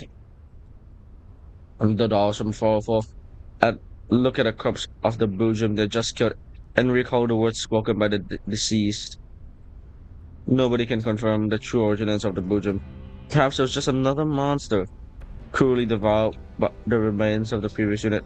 But there's no doubt that in life, it was the toughest thing in this region. A veritable walking fortress. Anders, can you read the chip's contents? That's a standard military issue, but the exterior is damaged and I'm not sure if I can decrypt what's inside it. Dimitri can look at the chip. Dimitri glances at Anders and then takes the chip out of the box and hands it over to her without a word. I can decipher a part of it, but we need a professional for the rest. Also, this chip is write protected, so I can back up its contents or transmit them. Just show me the parts where I can decrypt. Of course, leader. Endurance shares the portion of the data which you can decrypt. If look at are these email logs? Birds of feather flock together, as they say. What do you find? Or the embers of rage are smoldering Dimitri's eyes. He seemed to have calmed down. We found logs of emails exchanged between Manji Security and a company called Cheshton Faban. 6 fucking what? It'll be easier to think of them as the suppliers of medical products they're using. However, right now, they definitely don't look like an ordinary pharmaceutical company. Stop cock teasing me and get to the point. Hey yo. In order to progress the regional purification work, your NC has to dispatch multiple teams deep in with the yellow zone to conduct an environmental survey. However, their losses are severe and the data they send back weren't very ideal. The causes of these casualties have been classified as environmental factors, and the cases have been closed, right? While they are caused by human elements like the viruses, organizations like the Manji Security, responsible for fewer than 15% of our team losses. Well, that is the problem. You should probably see for yourself. Lucas sends Askanders to protect the email logs, quickly scanning through them. Dimitri's expression suddenly changes. Those people are fucking insane. Yeah. Okay. After seeing Dimitri's cussing out loud, the two of the survey cops move in to take a look. So wait, Purges and Mansion Security are operating in the areas other than this one? I found one of my buddies who went through the boot camp with me was posted there and I never heard from him again. Jesus Christ. This is part of the email logs. In all likelihood, the more incriminating evidence of the secret activities and the parts we haven't decrypted yet. Also, we're not sure how these collapsed crystals are being used. There's one thing we can be unsure of from these emails. Paradis is conducting human experimentation with collapsed radiation, and the collapsed crystals are used to adjust the collapsed radiation intensity. These test subjects are, for the most part, brainwashed euthanatos. Sounds like a big project. By judging by Nikolai's paper, I take it they've found a ton of them. And that's why they need help from the external armed personnel. Oh god.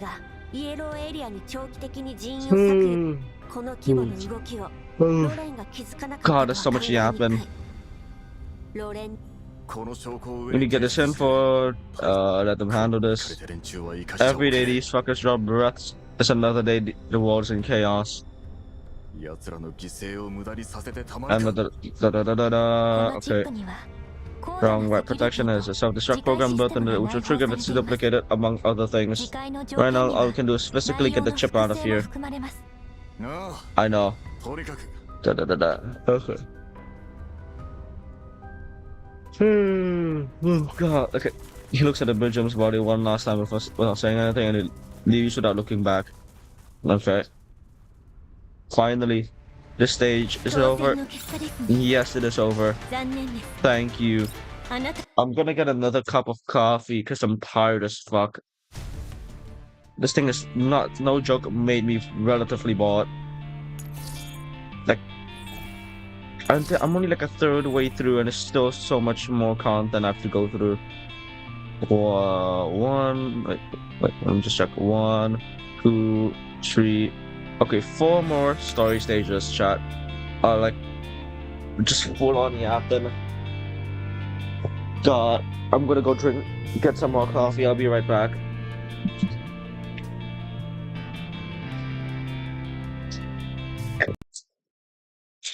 Uh, mm, there reminds me, I also need to turn off the wall without music in the background that I don't know I showed up.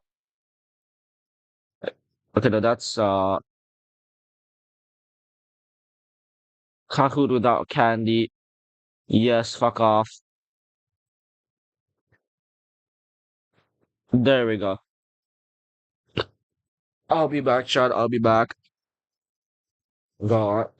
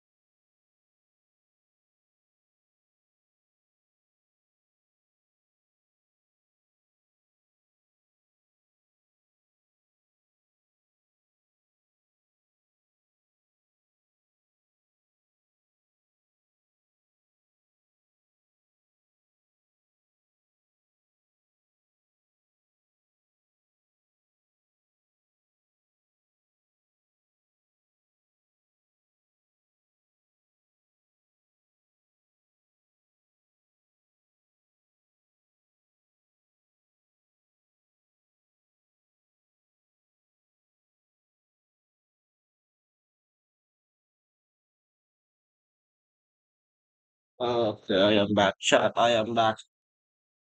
Thou has returned. Thou has returned. Okay. Alright, let me just check my real quick. That's fine. What's the worst gonna happen? Okay. Uh, oh fuck. I just realized that.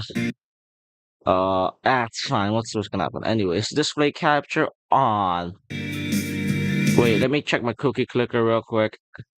I forgot to check that. Be right back. I'm gonna check my cookie clicker before we continue the stream. How Sigma?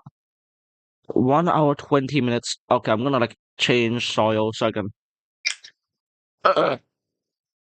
2 hours 38 minutes. Okay, that's enough time, I guess. Chat. Not gonna lie, I don't know why this half of the event is taking a lot longer than I thought it would.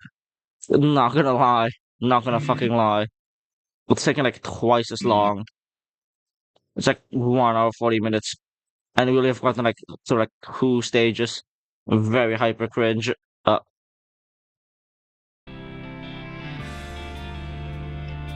let's continue.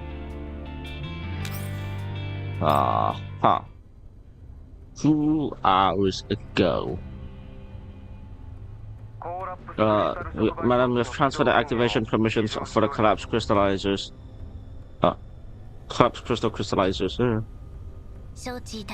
Blue balls, right.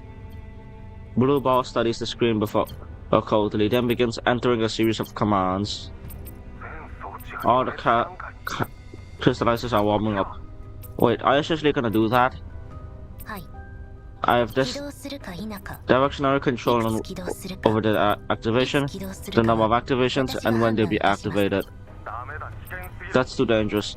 Given the number of site crystals in the region, the radiation density is gonna exceed over 10,000 vibrarians. Those are black zone levels. My top priority is to recover an item and eliminate any witnesses. What item? If it cannot recover the chip and eliminate the survey corpse and fall off by the time the deadline is reached, then this will be a fail-safe plan.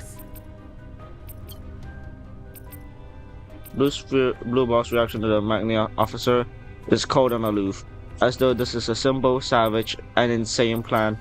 Once this is resolved for one, there is absolutely no other choice. However, that is not the case.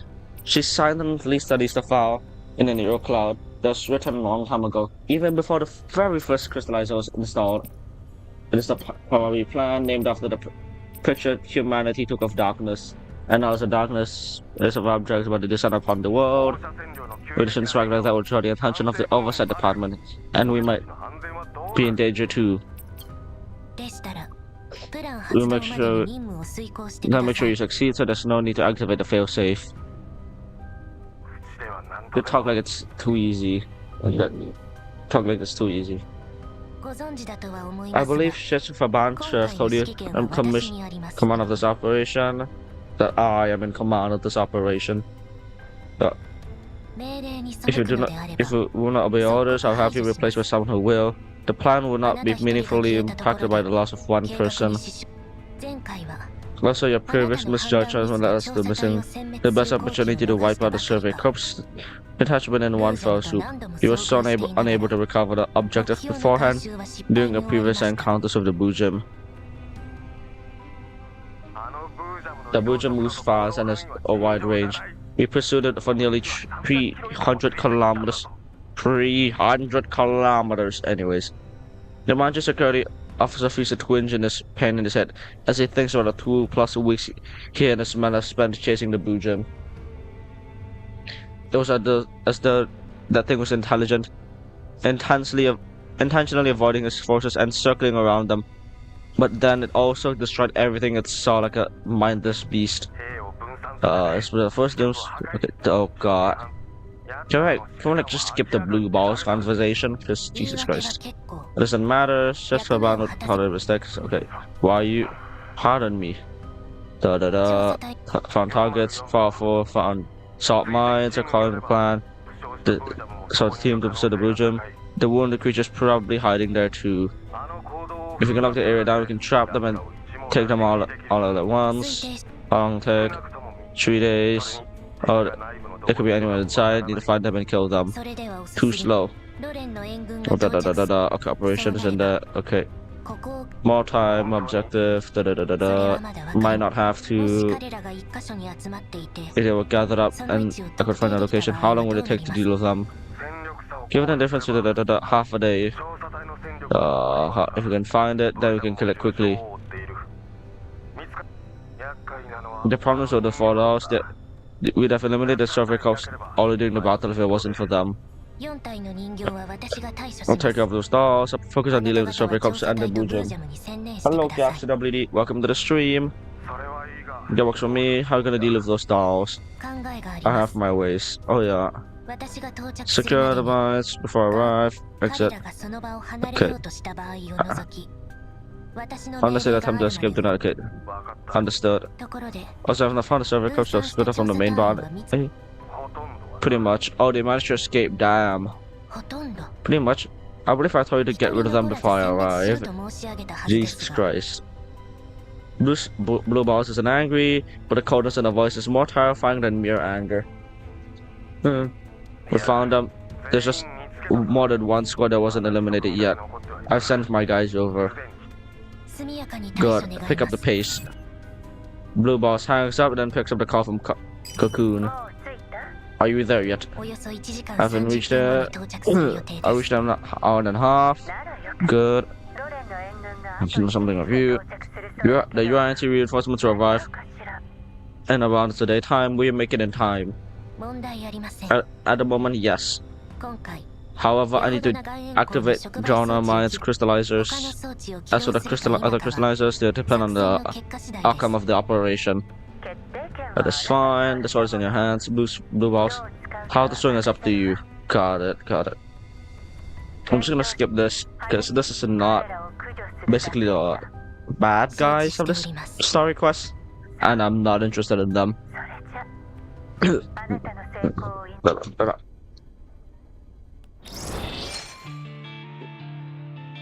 Okay, anyways. We got 30 collapse crystals. Nice. Wait, what is my friends doing on the Discord right now? I'm morbidly curious. I'm gonna join them muted. I'm gonna see what my friends are doing. Cheese Prime is playing Minecraft. I'm gonna watch the stream. Flowers getting cucked. It's just I'm getting screwed over by gacha games. That is fun. But I have to have a stream to do, so Anyways, chat, let's continue on the stream. I'll check out on cheese. Anyways, Dimitri and the 4 return to the mine entrance, where he shares what he has found of the other men. After hearing what has happened to the deceased and about the Menji security that Perdius, everyone's full of anger. We can't die here. Yep, right now all of us have critical information. The information was stolen by the sweat and oil of our brothers, and they gave out their lives to bring it back to us.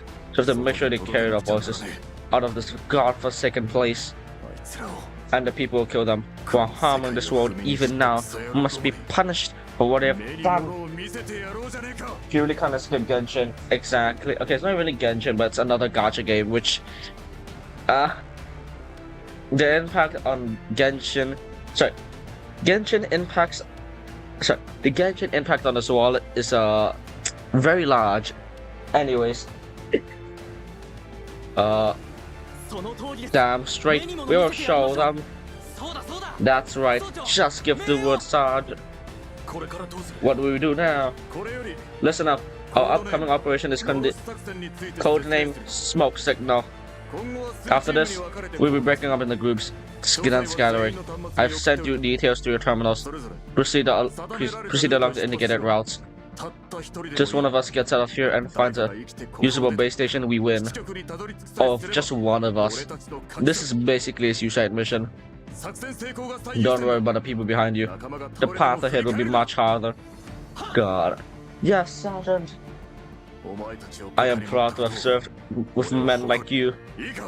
Remember, everyone, achieve your mission with all your might. Despair not till your last breath.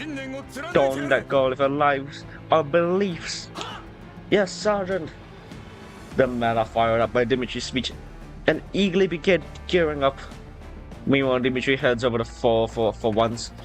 He doesn't look annoyed or disdainful. Instead, he hands the box containing the chip and the recorder to Klukai. Take care of this, 4-4.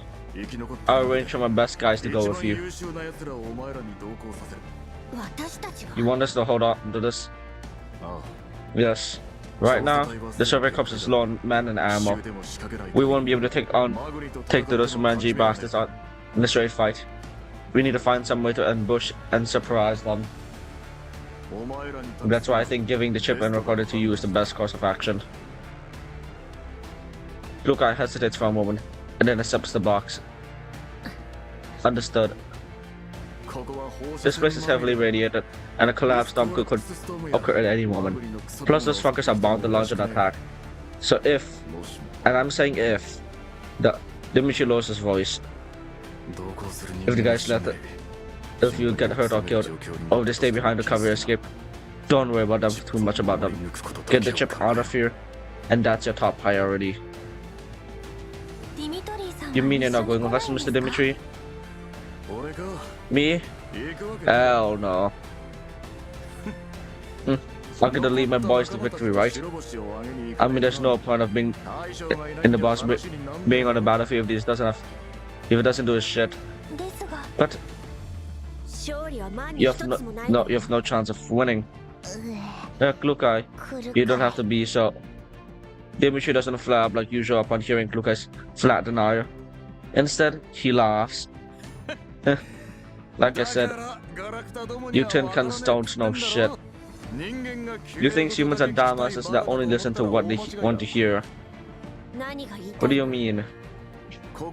All of us here are down to the songless who just enlisted. We all know the odds of making out alive are slim. Hell, even if the reinforcements from the survey corps show up here right now, we wouldn't be able to contact them just to get help either. I'm pretty damn sure those Magnicons are just jamming our signals. Nobody knows how many of our boys who went outside of base stations are still alive either. So yeah, rather than hope that we can find a base station or we can make it onto the open to contact the brass, I'd rather place my bets on your team while we do our best to ease the pressure. If we can't make it out, if we can make it out, it will be worth it. If you survive, that will be the cherry on top. Remember, you guys. If you guys get the chip out, we win. But you're really gonna die. You're not gonna die. You're not. It's not like with dolls. Shit. You think we don't want to live? But you know what? When time comes, we'll make our deaths count.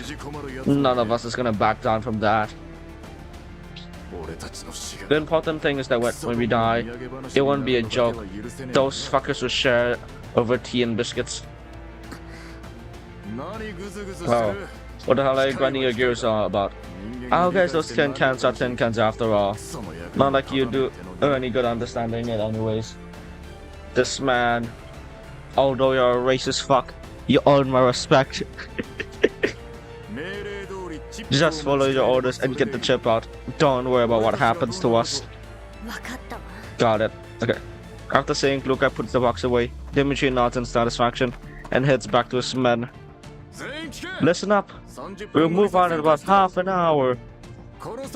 Failure is not an option for this mission. Got that? Yes, Sergeant. Beep, beep, beep, beep.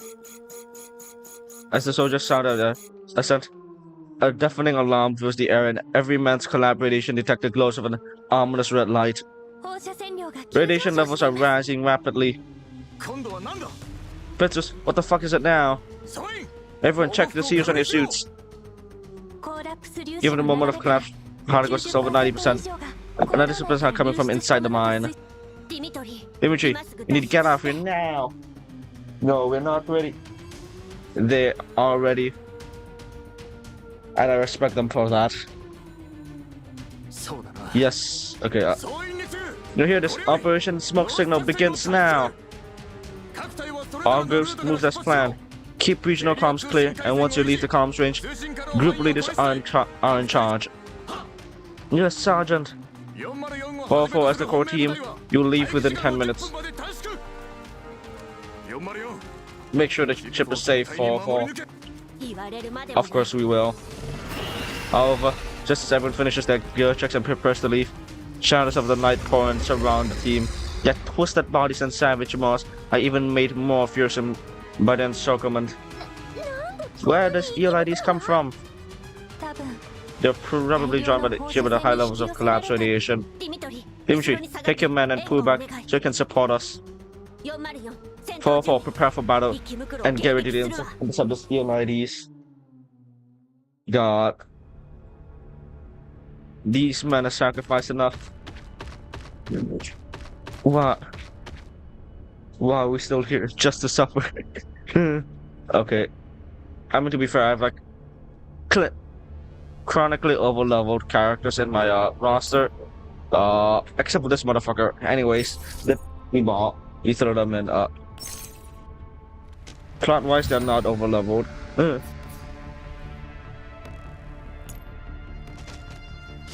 Let me drink some coffee real quick.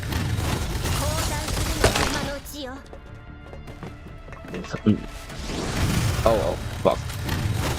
Which way she oh, fuck.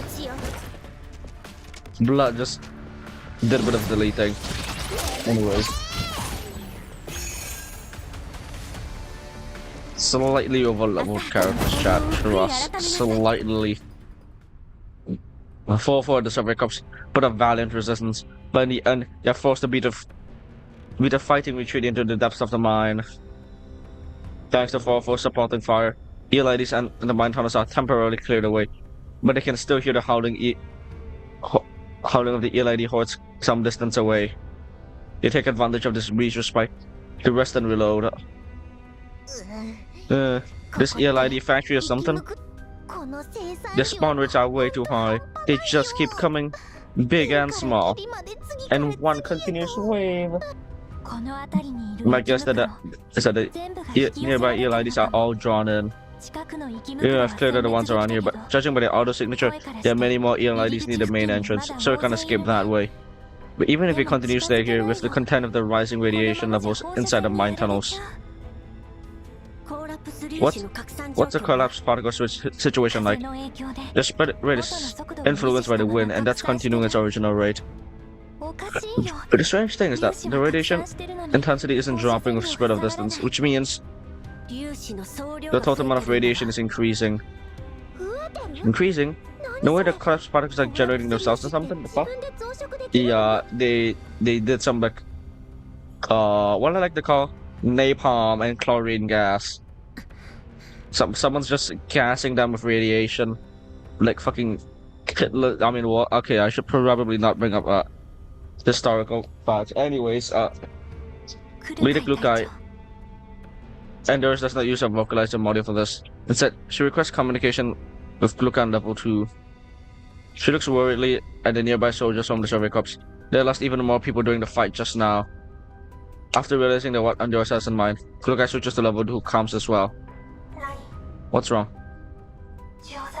The protective suits have been compromised during the fight just now, and I don't think we have enough materials to patch or replace any breaches in the CUs. If the radiation intensity keeps going up, they might have a hard time going on. Got it. How much longer till the radiation intensity reach critical value? If the curves for the spread rate and then intensity uptick remain constant, about 2 hours. Take 2 of them and keep watching nearby. Get as much information on the surrounding conditions as possible and thin out the number of ELIDs nearby. We do. After hearing ending the transmission, Gluka heads over the survey corps troopers. Most of them are hurt. Their blood and mud from their journey have mixed and dulled into dark brown, which stains their ragged protective suits. Dimitri, who stands at their head, is just finished encountering his men. He's just sitting against a rock, while then the soldiers he spoke out earlier gone. Dimitri, you. Everyone who's alive is fine. Everyone who is dead Don't have any more problems. Radiation levels are rising. We can't stay here for long.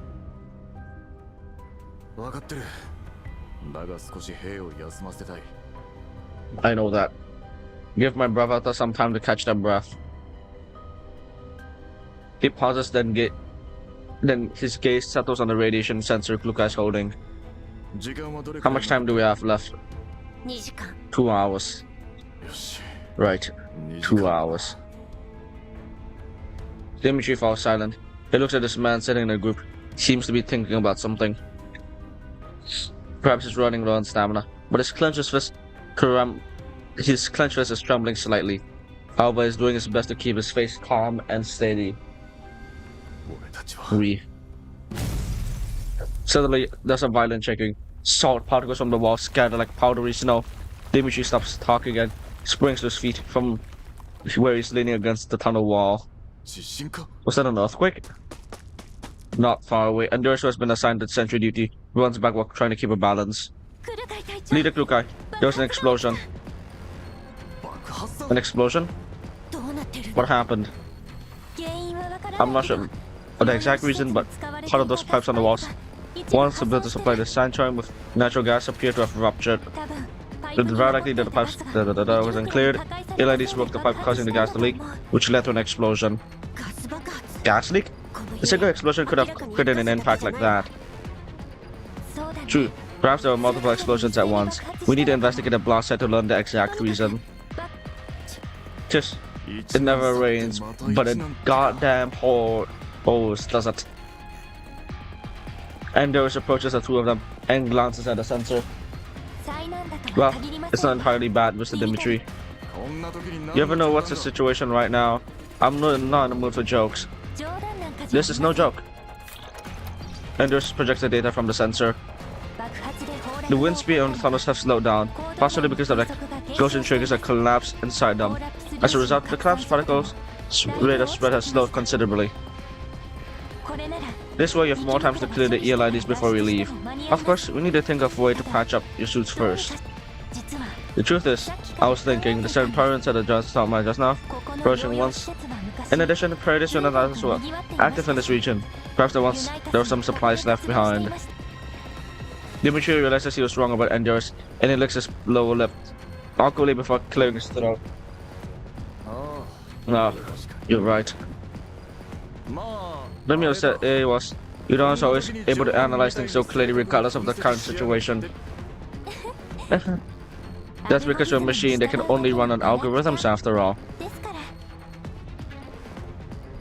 Dimitri sighs, and that's relief after hearing the good news. He scratches his head in embarrassment and his spirits seem to have been lifted a little. So next up, we should go investigate what's going on in the tunnels and come up with the next steps to the plan while looking for usable supplies. That's right. However, the radiation levels in the tunnel are still very high and certain regions might exceed your suit tolerances. In contrast, while Dosa do face a certain degree of risk from high radiation levels, you can still move freely until the radiation intensity reaches 10,000 vibrians. Brian Griffin from Family Guy. Luca doesn't directly state a desired conclusion, but Dimitri looks away and knows his voice. We'll stay here. You can handle scouting. The ELIDs haven't been cleared yet. Should I station a doll here to help out? No. It's only a pseudo damage. Besides, we've got our guns and bayonets. We can hold out for a bit. Alright. What? Honestly, I don't know what guys they're saying what to because there's a lot of stream delay. Roger that.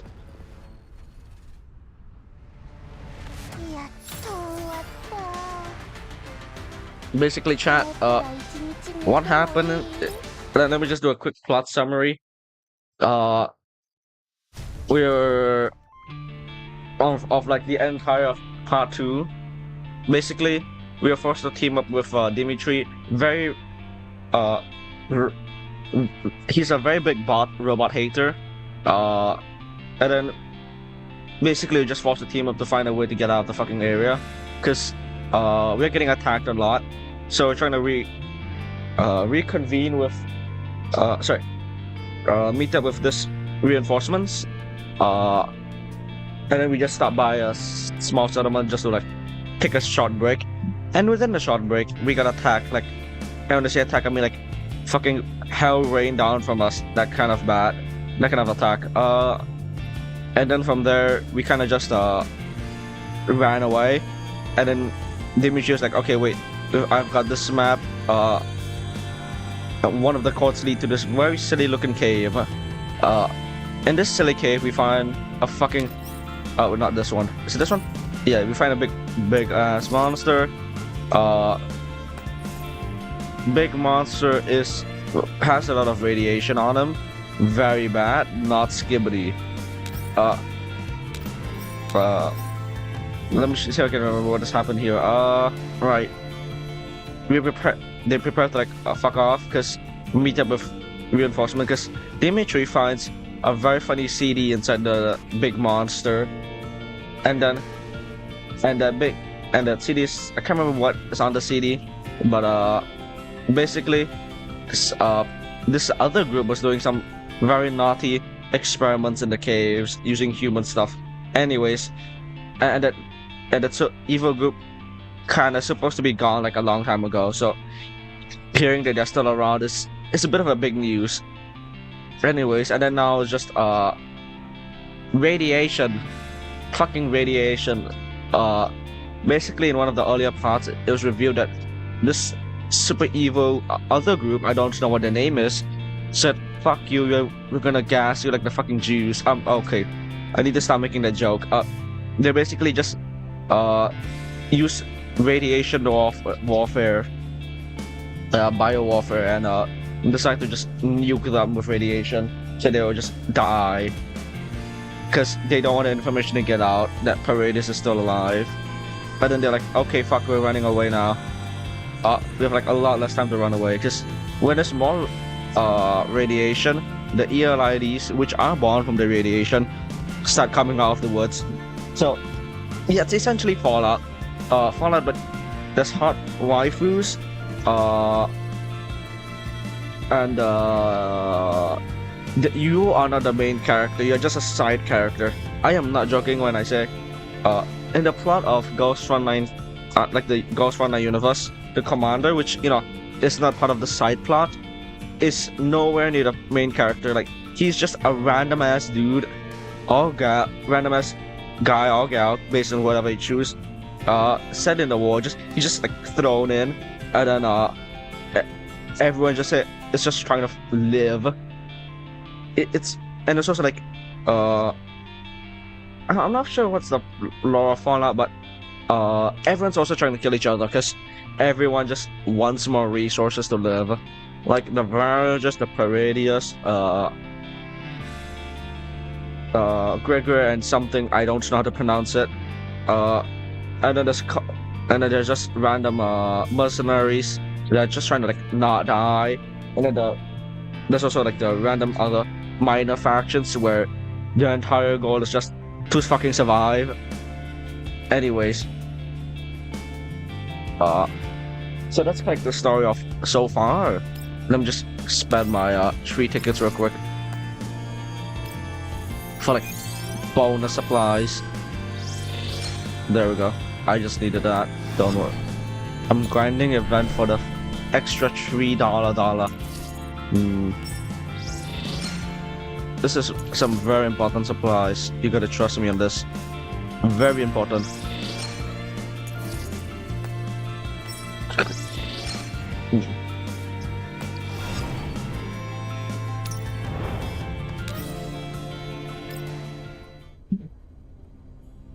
Let me just drink some coffee before I start reading shit.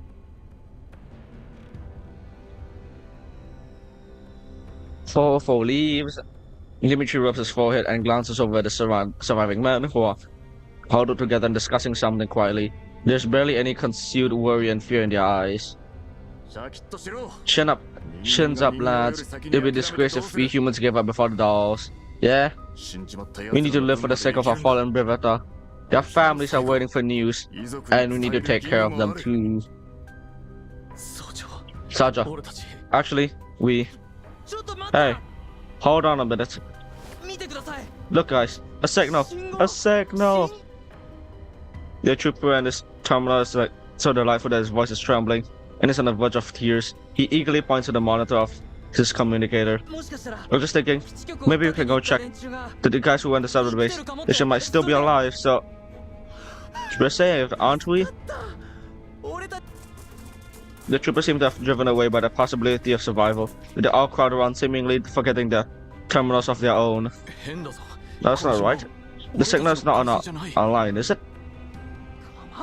Who the fuck cares? If there's a signal, that means you can contact the outside world. Didn't the Sarge say that backup would be arriving soon? Once we meet up with them, we don't need to fear Manji or the Peridius or whatsoever. Calm down. This might be an enemy trap. You'll be reviewed if we respond and establish a two-way communication link. But we can't just give up on that, right? I haven't seen my boy in half a year, Sarge. Just as Dimitri is torn between what to do next, terminal which receives a signal picks up an unfamiliar comms request. 5 seconds passed, but the request to pick up is still going. The monotonous tones echoes through in the cavern, but the communication terminal notification just keeps flashing.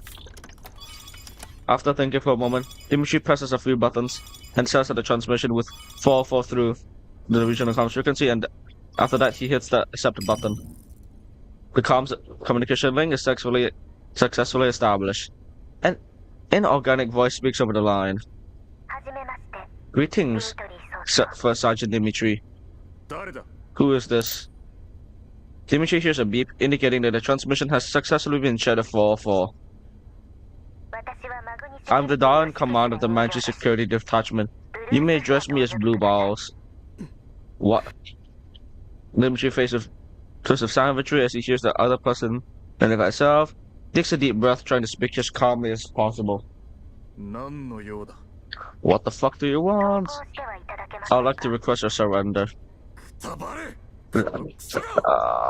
What? I believe you should calm yourself first, Sergeant Dimitri. Arguing will only waste time, which is something you do not have. In addition, Blue Boss pauses for a moment. The network you're currently using is under my control. Your communications are severely restricted and only effective within a limited range. I have just detected an attempt to jam the transmission and intercepted attempt from 4-4 to call for help. I trust this will be the last time you attempt such actions. Isn't this right? That right, First Sergeant Dimitri. We shut this call 4-4 and the door imprinted with the 416 to the 416 of firearm, who attempted to call for help.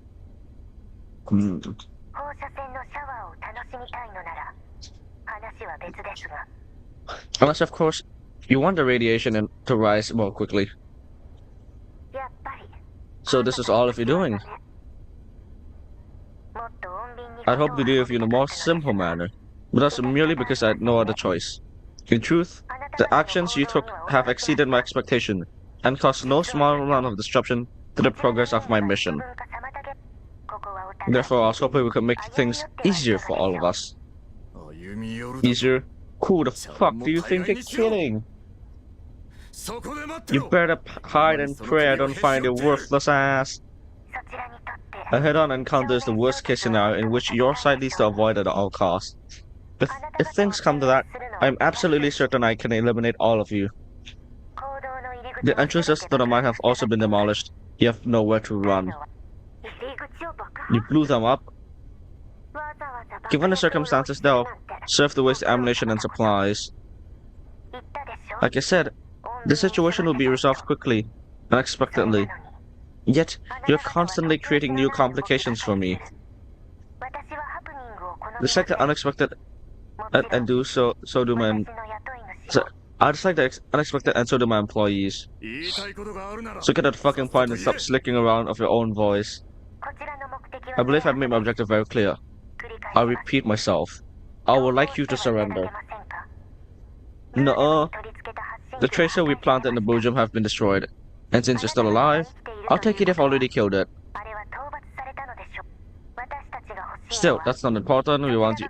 I want what you have. If you hand over the chip and the recording device, you may state your terms. Fuck off and stream of the electric sheep. I've got evidence of your crimes right here. Like hell, I'm gonna hand it over to you. Dimitri, former war officer of the NSU Armed Forces. In General, that has lost power as a member of said hard leaders. You were transferred to the Southern Military District. In 2007, in transferred to the Purification Zone W, as part of the 775 Railway Defense Forces. Okay, oh god.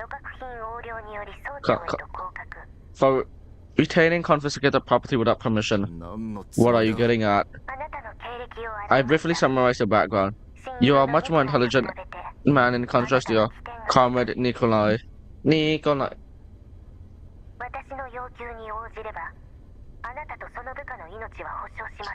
If you agree to my request, I can spare you, and I can guarantee the survival of your men. While your communications and personal freedom will be certain to some extent, that is preferable to death. Humans have only one life. I hope you cherish yours. The hand Dimitri is holding in terminal trembles. Please give me your answer within 10 minutes. The same applies to Hyatt 404. Death is not a concern for us. Your terms are invalid. You're willing to compensate you handsomely if you are amend to the terms of a commission.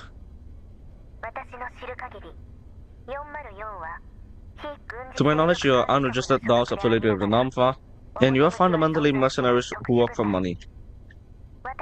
My employer can match a client's price, providing you surrender to us and accept the deletion of your new client logs corresponding to this time period.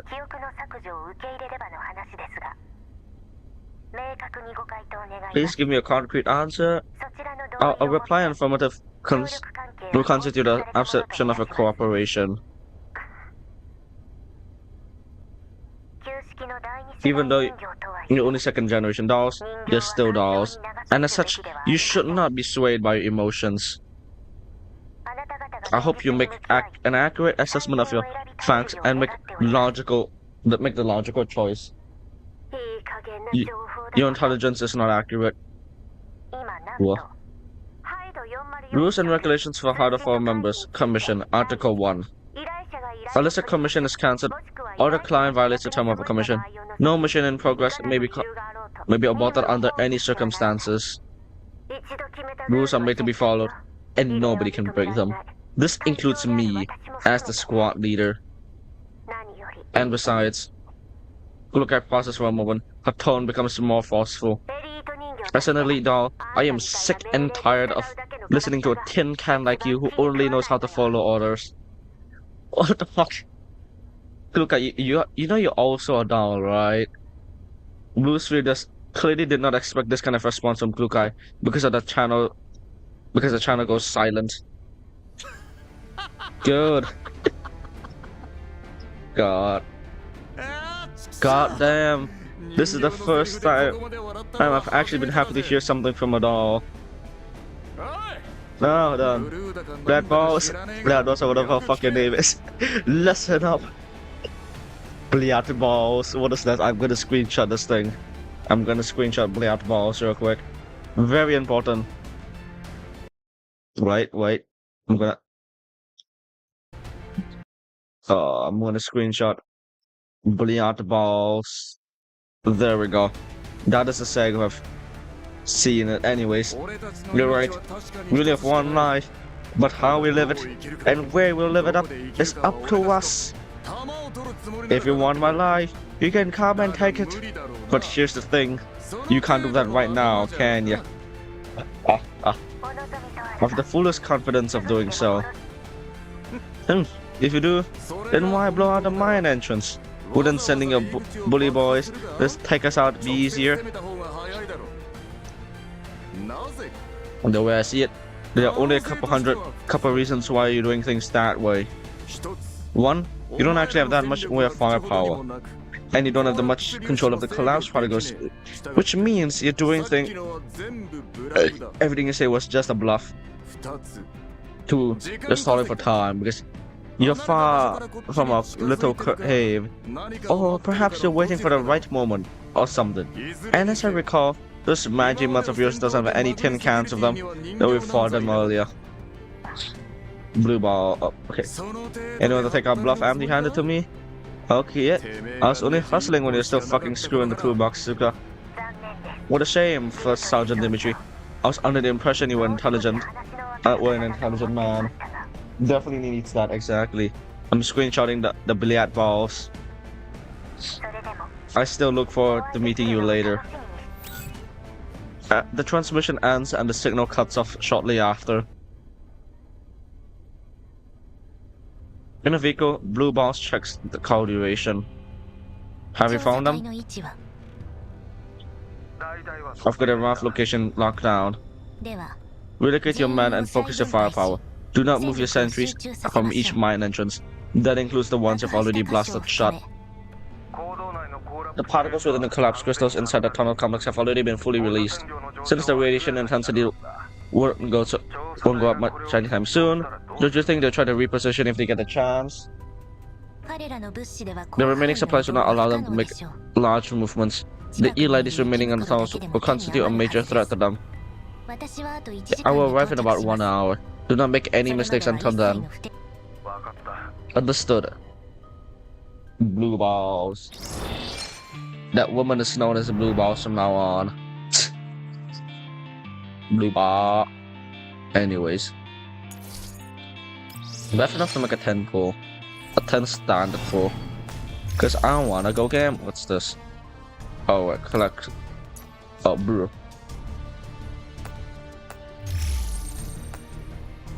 Brew. Recruitment. 5 standard pools. Yes, I have 10 standard pools. Let's pull for Chengju. Okay, this is an elite come up.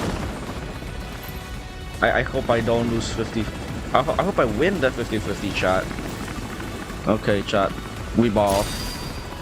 We gamble. Let's go. Retired hair. God, okay. Okay, this is just a 4-star skip. I already have I only have this bitch at max. That should work with command. Oh yes, let's fucking go. Finally.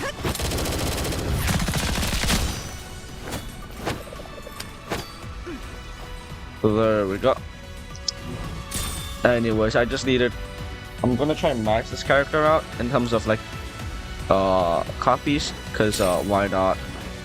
I need as many copies of that one character because she is relatively strong amongst a few like standard banner characters. Yo, I need to max her out in terms of copies.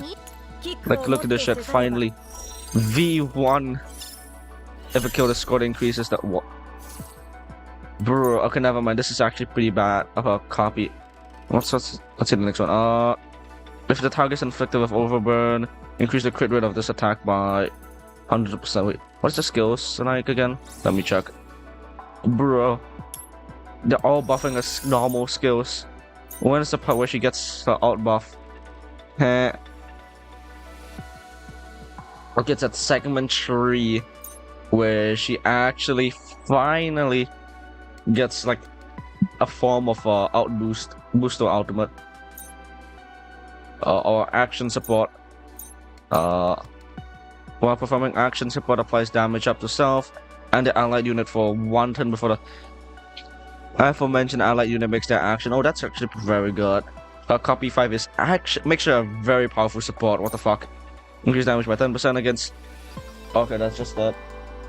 Definitely need that, exactly, chat. Finally, I'm gonna win my 50-50s in this game. Let's fucking go. Common keys. Wait, does she not have her own common? Oh, yeah, okay, it's on already. It's already on. But still, finally. Okay, wait. I definitely need to up her power because she's relatively weak in comparison to my other characters.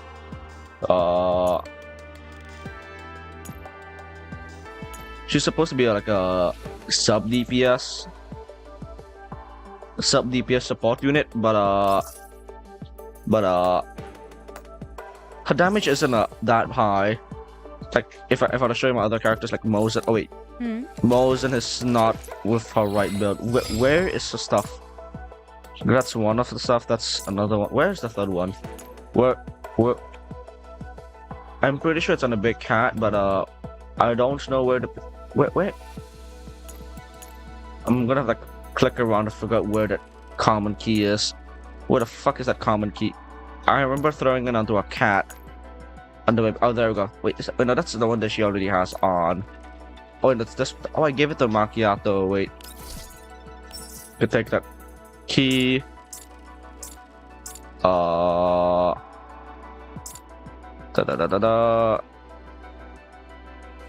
Paralysis. Let me just check something real quick.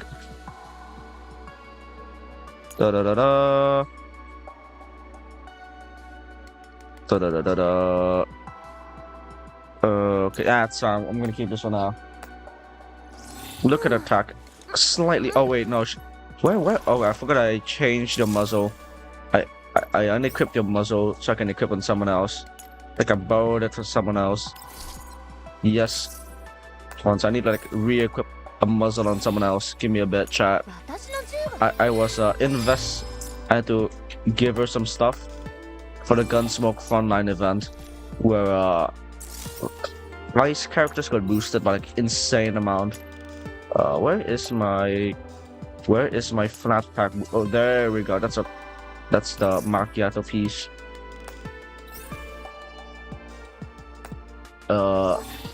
And I need to throw this on. I think Macchiatos are like insanely high base stat. Like what the fuck is that attack? Wait, what the fuck is that attack? What the fuck is that attack, bro? Look at this bitch. This bitch's attack 3k, 2.8k. I don't know if it's her gun that's making her get more. Wait, let me look at the attachments. 3, 8.4, 72. Wait, fuck.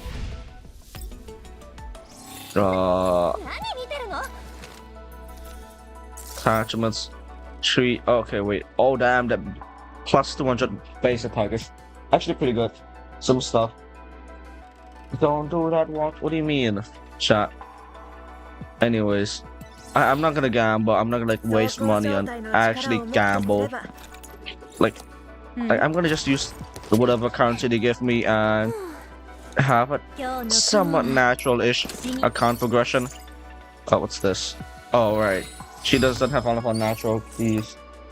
All of the common keys equipped. Right. My current roster is relatively leveled, except for anyone I think below her is not fully leveled. I would never touch this character ever. This one, for obvious reasons, I lost 50-50 to her like twice. Once to her and once to a weapon, which fuck that bitch, I don't want her. I'm gonna level these guys up a little bit, might as well. I'm gonna like maybe level 40 should be fine.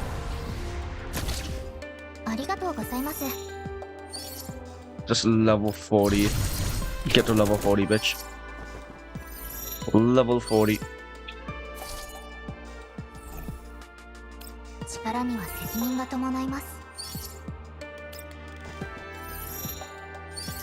Okay, there we go. Yeah, I'm gonna expand because I flicked the currency. Because usually, some characters are better in some events and some are worse, so that's why I'm trying to like level up as many characters as I can. Like some, I'm not gonna level them up all the way because that's expensive as hell. Like, all of these are like my main 3 squads. I'm gonna bench her because she has stopped being very good, like in comparison to the other characters. Shakri is leveled, Corsa's not leveled enough. I'm gonna send you real quick. Grenade.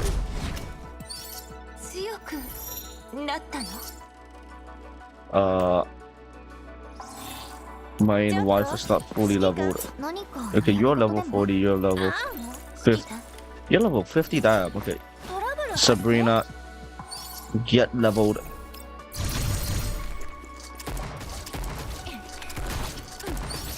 Oh yeah, Sabrina have the spaz 12.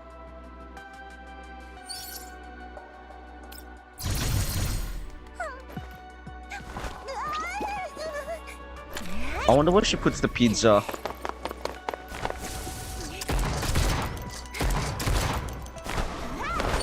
Oh. Oh. Anyways.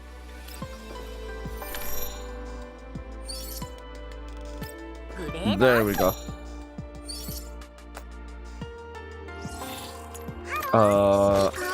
Ksania. Fuck, I'm gonna level up Ksania. Fuck this. I need like a good healer. I may put together a burn team, but burn team is a bit questionable right now for me. I don't have the good characters for a burn team.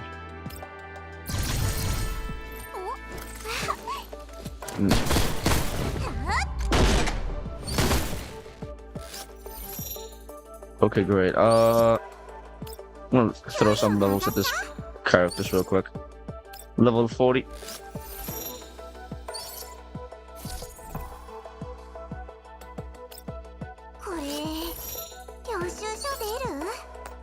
There we go.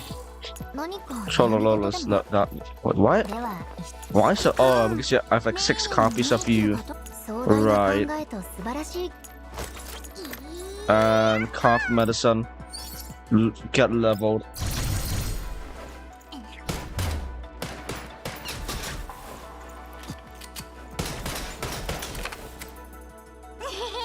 Wait, what's the name of a gun? I'm curious. I need to know what's the name of a gun. Retired. Wait. Dot 380 curve out. The fuck? I've never heard of that gun in my life.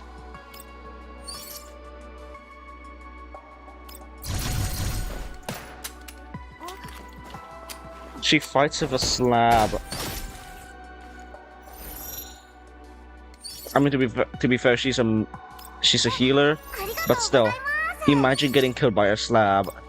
It would be hilarious.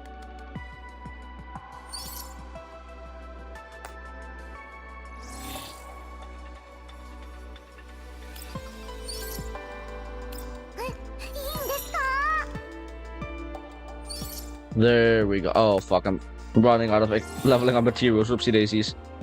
Anyways, I think I've gotten all the characters like level 40.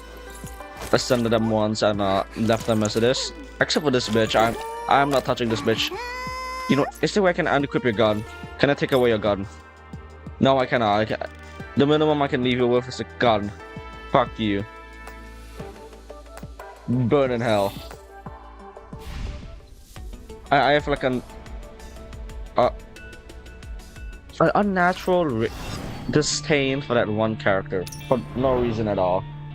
Until kill, only challenge me like exactly. I don't. I would take away a gun if I could, chat. I would take away Ripley's gun if I could. That's like the bare minimum they can have, but they can be equipped with, so I can't challenge only, which sucks. What a shame.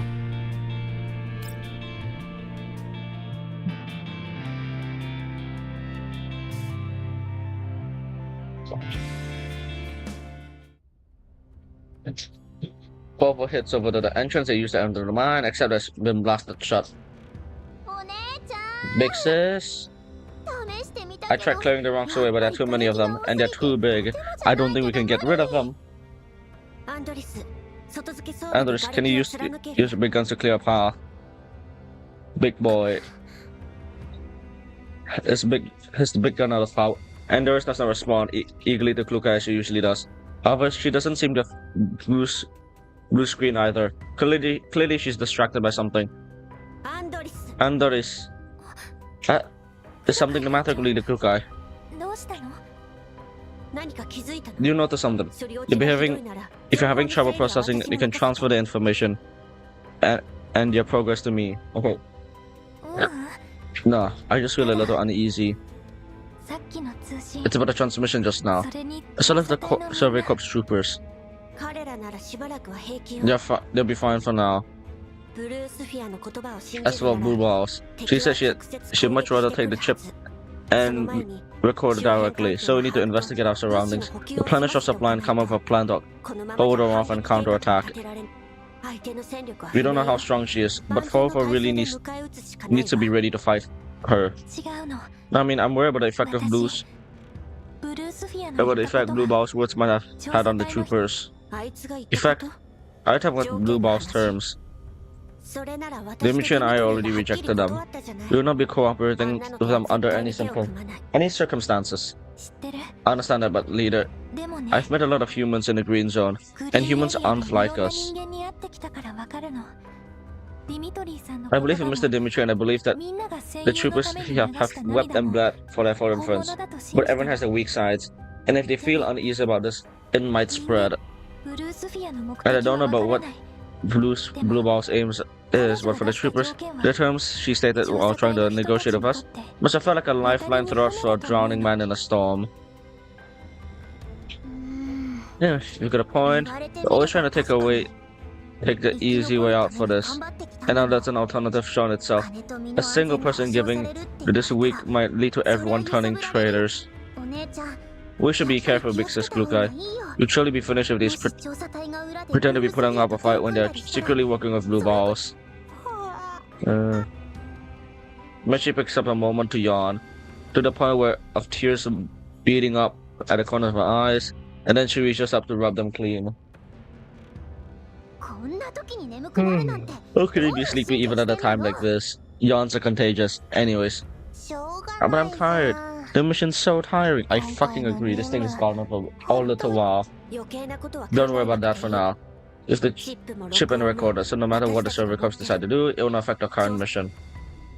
Looks around. Be like, set up an alarm just in case Meiji tries to assault them through here. Don't use a network alarm. The moment it picks up motion, have it make as much noise as possible. We'll keep exploring the area, considering what Blue Balls just said just now.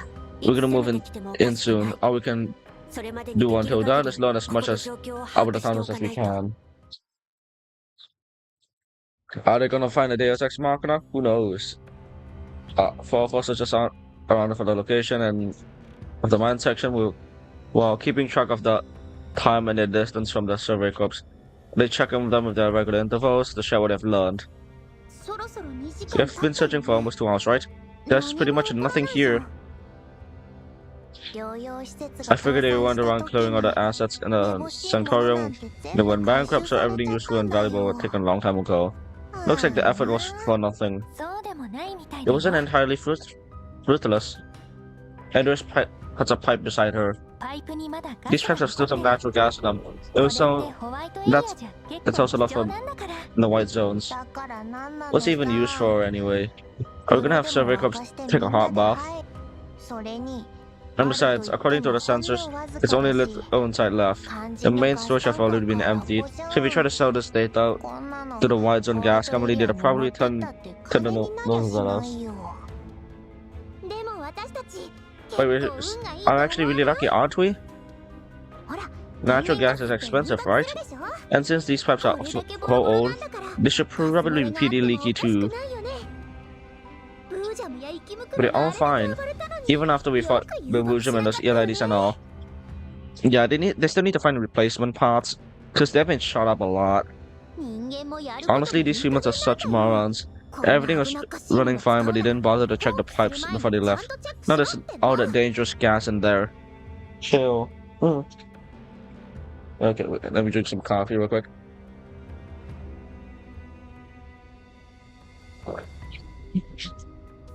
Anyways, we just have to sniff to tell there aren't any leaks. That's not necessarily true. Natural gas has a smell. An odor when an odorant is added to it, it's colorless and odorless in and of itself. Nowadays, they don't use natural gas in yellow zones, so most people endorse don't have anything to detect it with. That makes it fairly dangerous. I see. Still, You don't have to worry, natural gases only becomes explosive once it reaches a certain concentration. Considering the size of this place and the amount of stored gas, there's pretty much no chance of an explosion. Yeah, and there's we should call you Endorsoppedia or something. Jesus Christ. Yeah, she knows a lot about everything. Damn. Honestly, Endorus. What? Okay, anyways. Oh yeah, maybe the Great Library of Endorus. Maybe like in this Isekai series. Honestly, Endorus, wife material. To say the least. Wife material. The green zone satellite cities make us heavy use of natural gas, so the handbooks for the cafeteria and price have been detailed. Rules and regulations of working gas, that's how I know. Damn. That's enough talk about trivia. That's irrelevant to the mission. Honestly, Endorus wife material. Anyways, everyone stay alert and carry on. Up upon reaching the fork on the road, Endorus suddenly comes to a halt. Hang on, leader. I found something. What is it? I've been monitoring the collapse radiation intensity all this time, and the levels in this area are lower than other places. Could it be that the collapsed particles haven't spread here yet? Endorus, runs the simulation of the collapsed particle spread with speed factored in. With speed factored in at about 5 minutes. In at 5-minute intervals. Will do, leader. Okay, I have the results. Particle density are fairly low, while the velocity is quite high, and they're all moving in a similar direction. I found it at last. What do you find? When I said, if the particles are moving fast, there must be wind. And since wind doesn't occur naturally in a mine, there must be some opening to the outside nearby that's letting it in. I see. Oh, bro. Anyways, I'll go find the exit right now. Just wait for good news, big sis Klukai. With that, Belika runs off to the passage to the left. We even tell her which way the wind was coming from. Hehe, don't worry. Belika just happens to be going the right way. The woods listen to instructions have never managed to take root in a head of hers. Yup. Klukai shakes her head and continues to the left-handed passage. Endorus, head back to the previous fork and relate what you learned to the survey corps. Then meet up with us when you're done. Meshi, pick up the pace. We need to catch up to Belika. There are quite a lot of ELIDs here. It'll be dangerous if she's alone. Uh-huh. Oh yeah, right, you have to fight them, right. It's time to beat the shit out of creatures that are not made out of steel. Creature of steel. Anyways. Go gadget. Die and this and that. Time to cause road accidents, yes.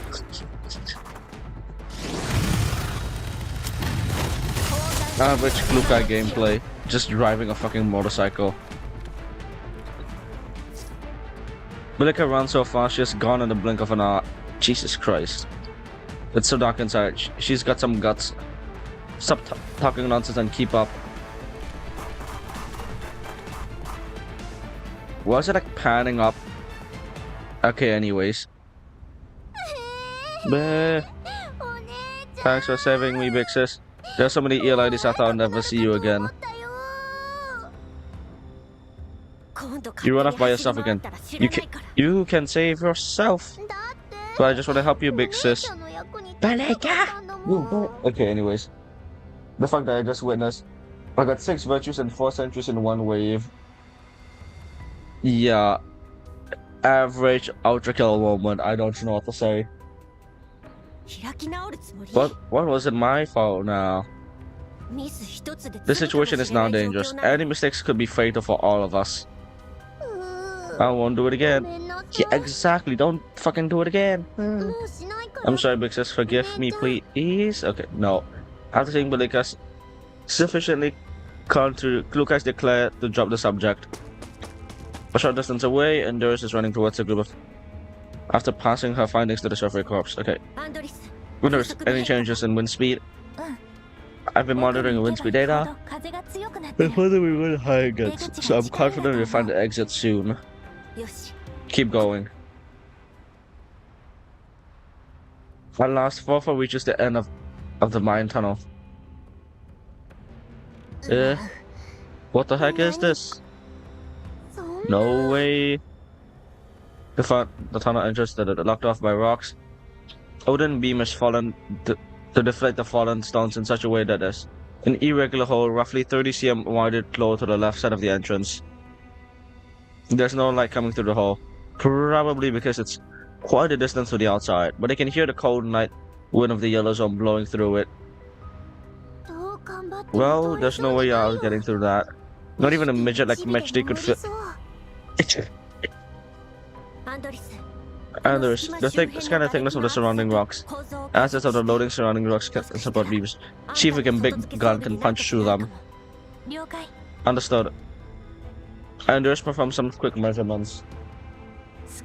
Leader, I can estimate that I should be able to enlarge this hole by to around 50 centimeters or 1 meter wide. That will do. Also, given the crystallization surrounding rocks, the collapse was not caused by the demolition just now, but by something that took place a long time ago. I see. Luca looks down and thickens and thinks, God. That means there's a high chance that this place is a blind spot in the Magi security defense layout. If we can make this breach 1 meter wide, it will allow us and the survey corps to escape through it.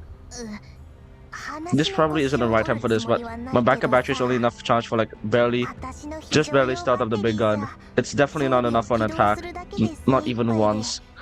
So yeah, chat, she is basically the fucking battery. She's a walking battery. That thing gets way too much power, like it's eating up almost half my charge on this mission so far. Bleh. Must have been hard on you, Mechty. I'm not exactly complaining about it here, but I do need to get gear to improve its efficiency a little bit. Yeah, or maybe just upgrade the battery, who knows? I'll just charge. Steal everyone's power to charge one gun. Need to meet him in order to do that. Yeah. Anders, head back to the focus and update them. Everyone else, stand by. I like how Mechty is just a fucking walking battery and she's fucking needed to nuke a big rock. Like that's her literal job. Be a walking battery. And still she does not provide enough power, which is cringe. Fuck. Look at this holes on this thing. Okay, anyways. Oh god. Okay, there's not much left, I guess. A lot of fighting, but you know what? We can ball. We can ball. What is the worst that can happen? Yeah, babe. Hey, man. Let's ball. We ball. Blue ball. After contacting the survey corps, Endor starts demonstrating about the hole they found and 4-4's lack of power. Following Dimitri's orders, 4-4 returns to the mine tunnels where the survey corps are. Eh? Are we giving up the hole? We've checked all other tunnels. That might be our only way out. We don't have enough power to widen it. Even though the big gun, we can probably dig it up by hand, right? It beats giving up and waiting for our deaths, right? We don't have the luxury of doing that. Magi security and blue balls might attack anytime. Based on the transmission, we don't have much longer left. In addition, we don't have any tools we can use. And digging by hand isn't a realistic option either. Well, wouldn't it be better to have someone watch over it? What if Magdi sends someone through it? And if it's not, if somebody sends on the tunnel entrance so we can find, so we don't have to post sentries. Rather than waste time and effort on that hole, we should meet up with the survey corps and come up with another plan. Haha, bomb doing rush. I don't even know how to pronounce that word. But we basically don't have enough power because we couldn't charge earlier. We couldn't charge our car battery. Anyways. Leader Klukai, I'm still a little worried about the stuff we've discussed earlier. I know that Mr. Dimitri asked us to take a chip and record while they stay behind and cover the retreat. And you and Mr. Dimitri basically came to the conclusion, same conclusion right now. But I think he's still hiding something. I'll keep an eye on the chip and recorder. The rest of you should stay alert. If they do turn of us far back to the regions of particle densities, their suits are damaged and you're probably low on ammo. No way 4-4 can lose to people like that. The other 3 dolls not. Now keep quiet, we're almost there. Aha. 4-4 returns to the tunnel where the silver cops is waiting, and they discover the troopers sitting around a patch of empty ground, quietly discussing something. You run. You see the position? After this, you take a guys and break through. Ignore everything else. I'll do my best to keep fighting. Focus in the other direction. You think it will work? Depends on our luck. All we can do now is take a chance. I hope things don't get bad enough that we actually have to do it. Got it. Once we're done, we'll head back ASAP to support you. Yep. After handing out assignments, Dimitri looks up to see 4-4 and signals them to come over. What are you doing?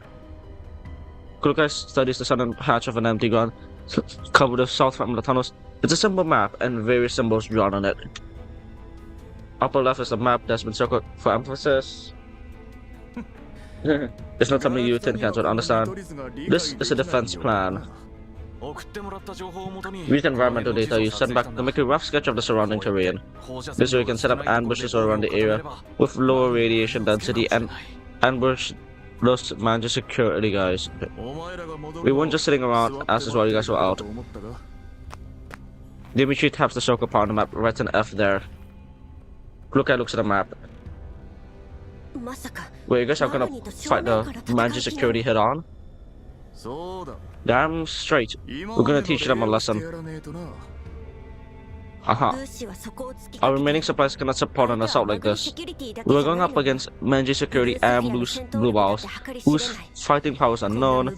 This plan is foolish and I do not approve of it. I wasn't asking for your approval.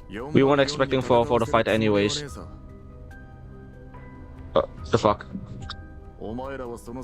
During this time, head back to the hole you found and escape through there. You'd also have neural cloud cores or something, right?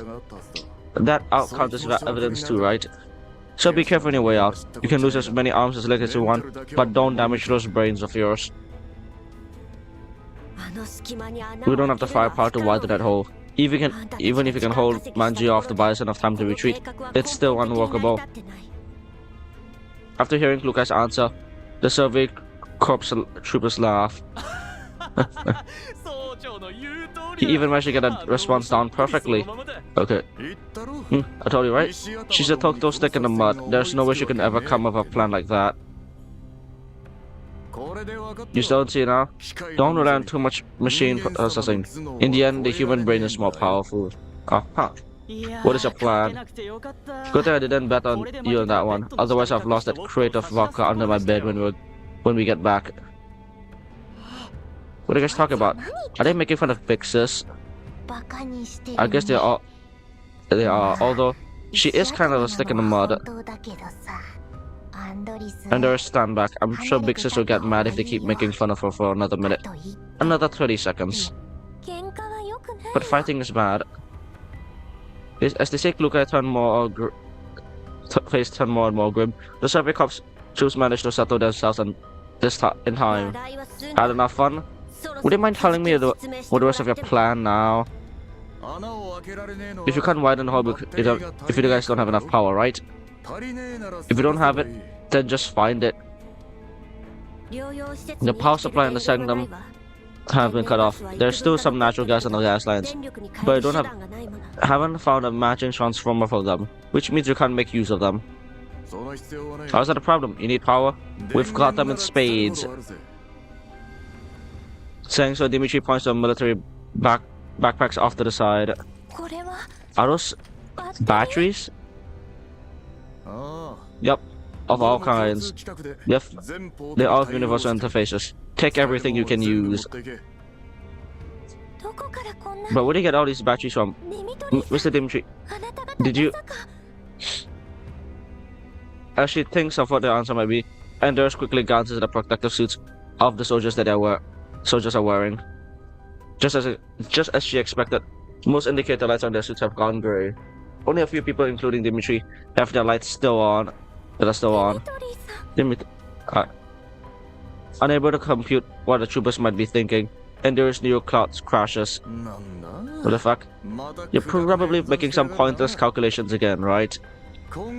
What is that now? You think we're surrendered to that blast pulse or something? Just look at you. Your weapon safeties are off. You think we're gonna fuck everything up at the last minute of some desperate struggle that will end up getting us all killed? Don't get mad, Mr. Dimitri. Just hear me out. Okay, wait. I'm terribly sorry. Anders, why are you admitting it? After taking the doll's reactions, Dimitri laughed scornfully. Save it. There's no way tin cans like you could possibly comprehend the choices we humans make. Logic isn't everything. Your hand-coded definitions of victory and defeat don't apply to mankind. And besides, you think we'll actually let you walk and calculators know if we actually wanted to trick you? Don't look down on us humans. It's precisely because humans are so unpredictable that we are so wary of them. What do you expect from me to... What, do you expect me to praise you for that? Forget arguing now. It'll be a waste of time. Just take the batteries that you can use and don't go making excuses later on because you can't blast a hole in that tunnel. But you'll be in great danger. Without a power supply to your suits, protective effects will be greatly reduced. Please, you've been guarding the Great Wall Railway for many years now. We knows these things inside and out. Definitely better than you. You're both low on firepower, and you're gonna weaken your defenses now? You must be fucking insane. Well, you can't blame this fucked up world for that. This time, Dimitri doesn't bother arguing with Lukai. Instead, he decides the role of what she's saying. You once said that this place was part of the NSU, fused with power roads and cars. People live in towns close to the land, under a blue sky surrounded by green, as far as the eyes can see. Well, we weren't born in those times, and we sure as fuck don't see any of that. The only thing left now is desert. Lukai seems confused, not sure what he's trying to say. You saw those people in the settlements on the way here. All they can do is hide in their shitty little houses, waiting to die of old age, sickness, or from being eaten by a wandering ELID. That is the yellow zone. That is what life is like here. But the things in the green and white zones, that much better. The entire fucking world is like this. Once, we lived all over this land. But ever since those fucking collapsed particles spread everywhere, all we can do was huddle in our shelters without taking a step out. And even though Dimitri's voice suddenly fills with anger, even though we're stuck in our holes, there are some brainless, blind fuckers who love their luxury prison cells and want to stay in them forever. Manji Security, Paradius, whatever fucking Faban is funding them. We need to do something about those bastards, otherwise we won't be able to live out with ourselves. That's right, those bastards need to pay! You know, I once thought that the General Carter was gone, the NSU was gone, and any point of being a soldier was gone of them. But you know what? This purification project crap, though it sounds sketchy as hell, it's actually managed to slowly take back what used to belong to us, to all of mankind. And that's what I saw during all my years in the Great Wall Railway forces.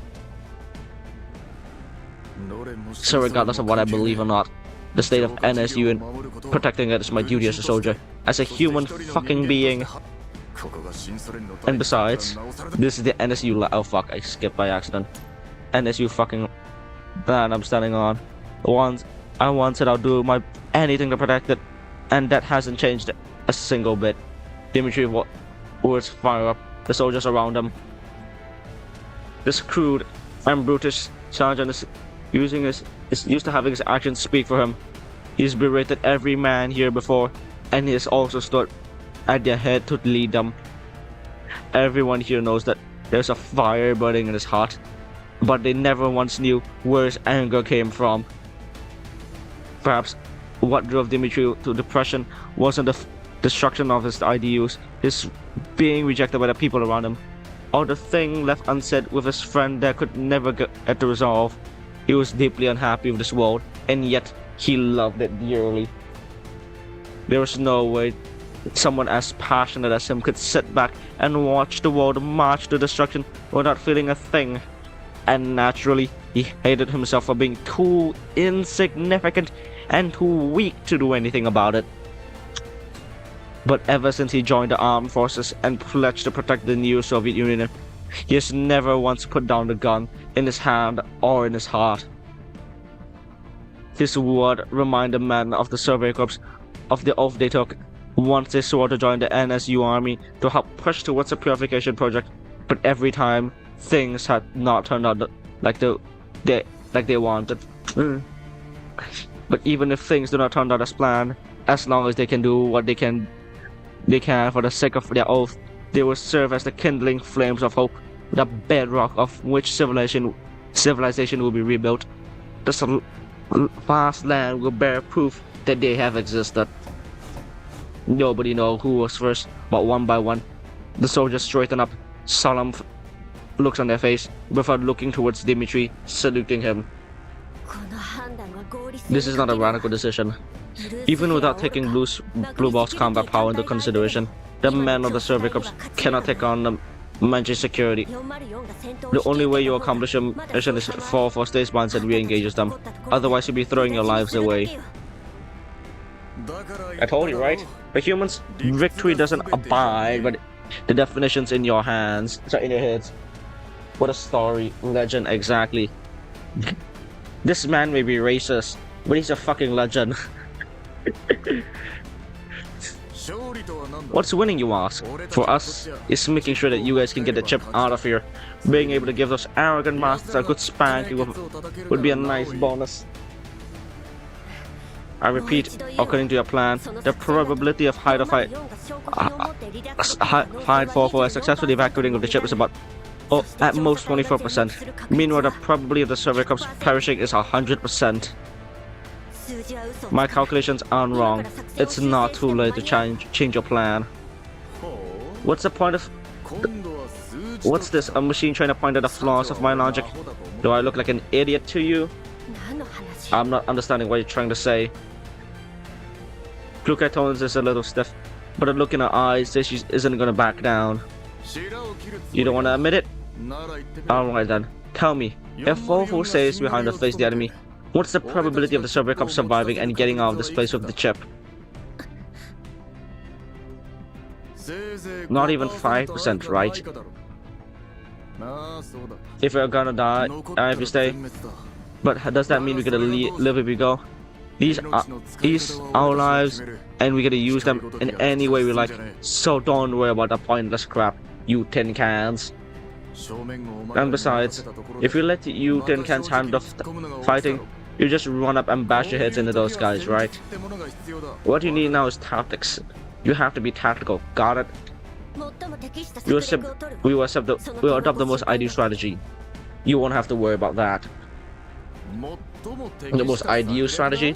Those Magni guys have a doll too, you know. You think her processing power is that much worse than yours?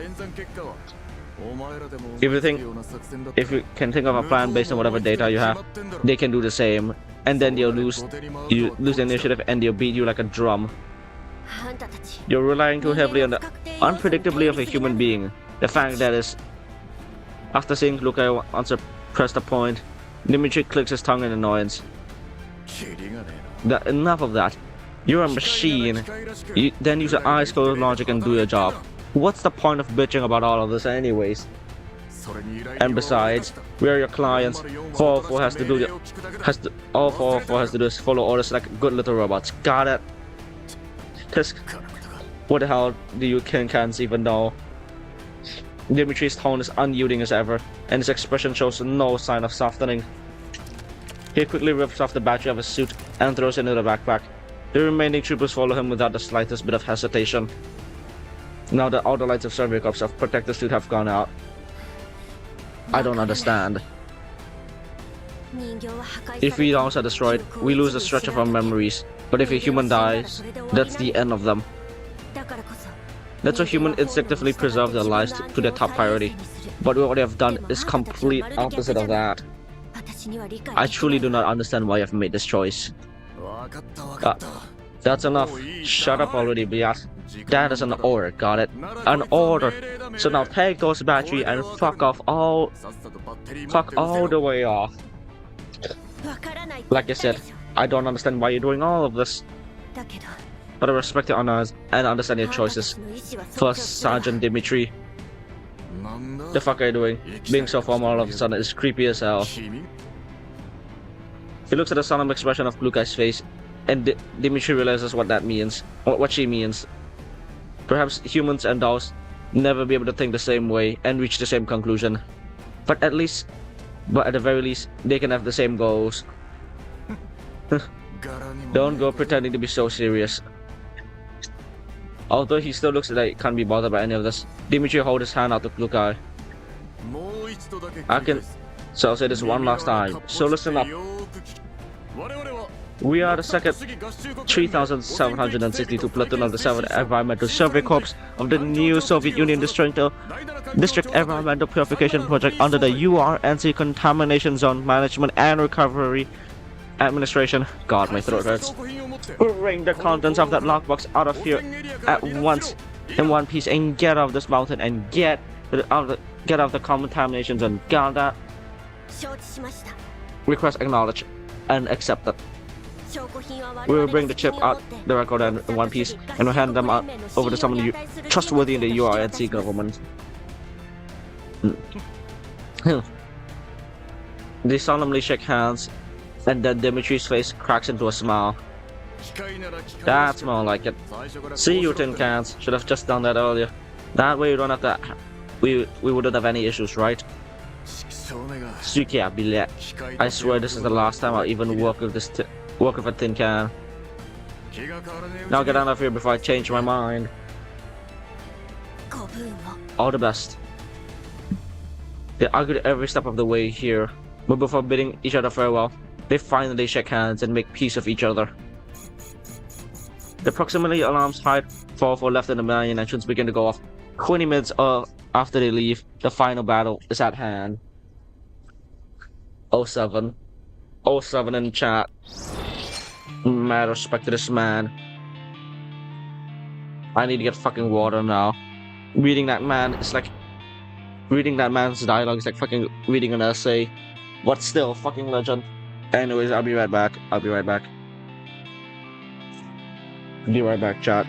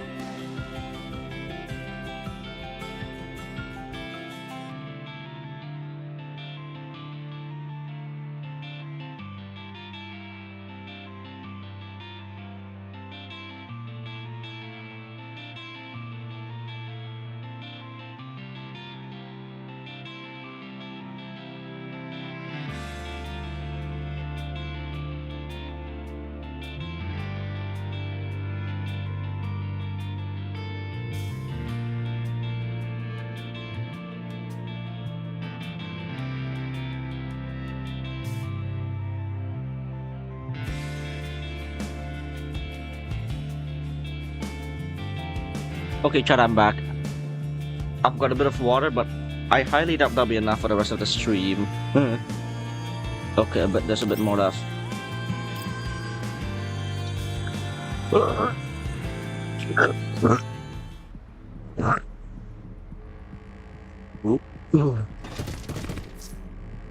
Reconnaissance mission complete. Regional information has been consolidated. Transmitting. Receiving data. Echelon deployment complete. They can probably hold on for a while longer. Let's go, actually. Don't die, okay? Aha.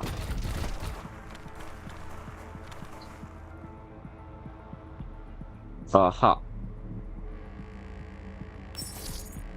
Oh god.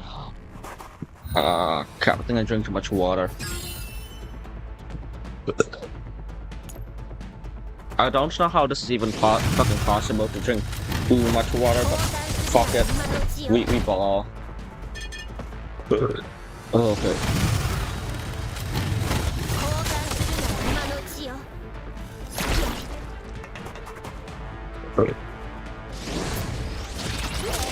Oh god, gas. Oh.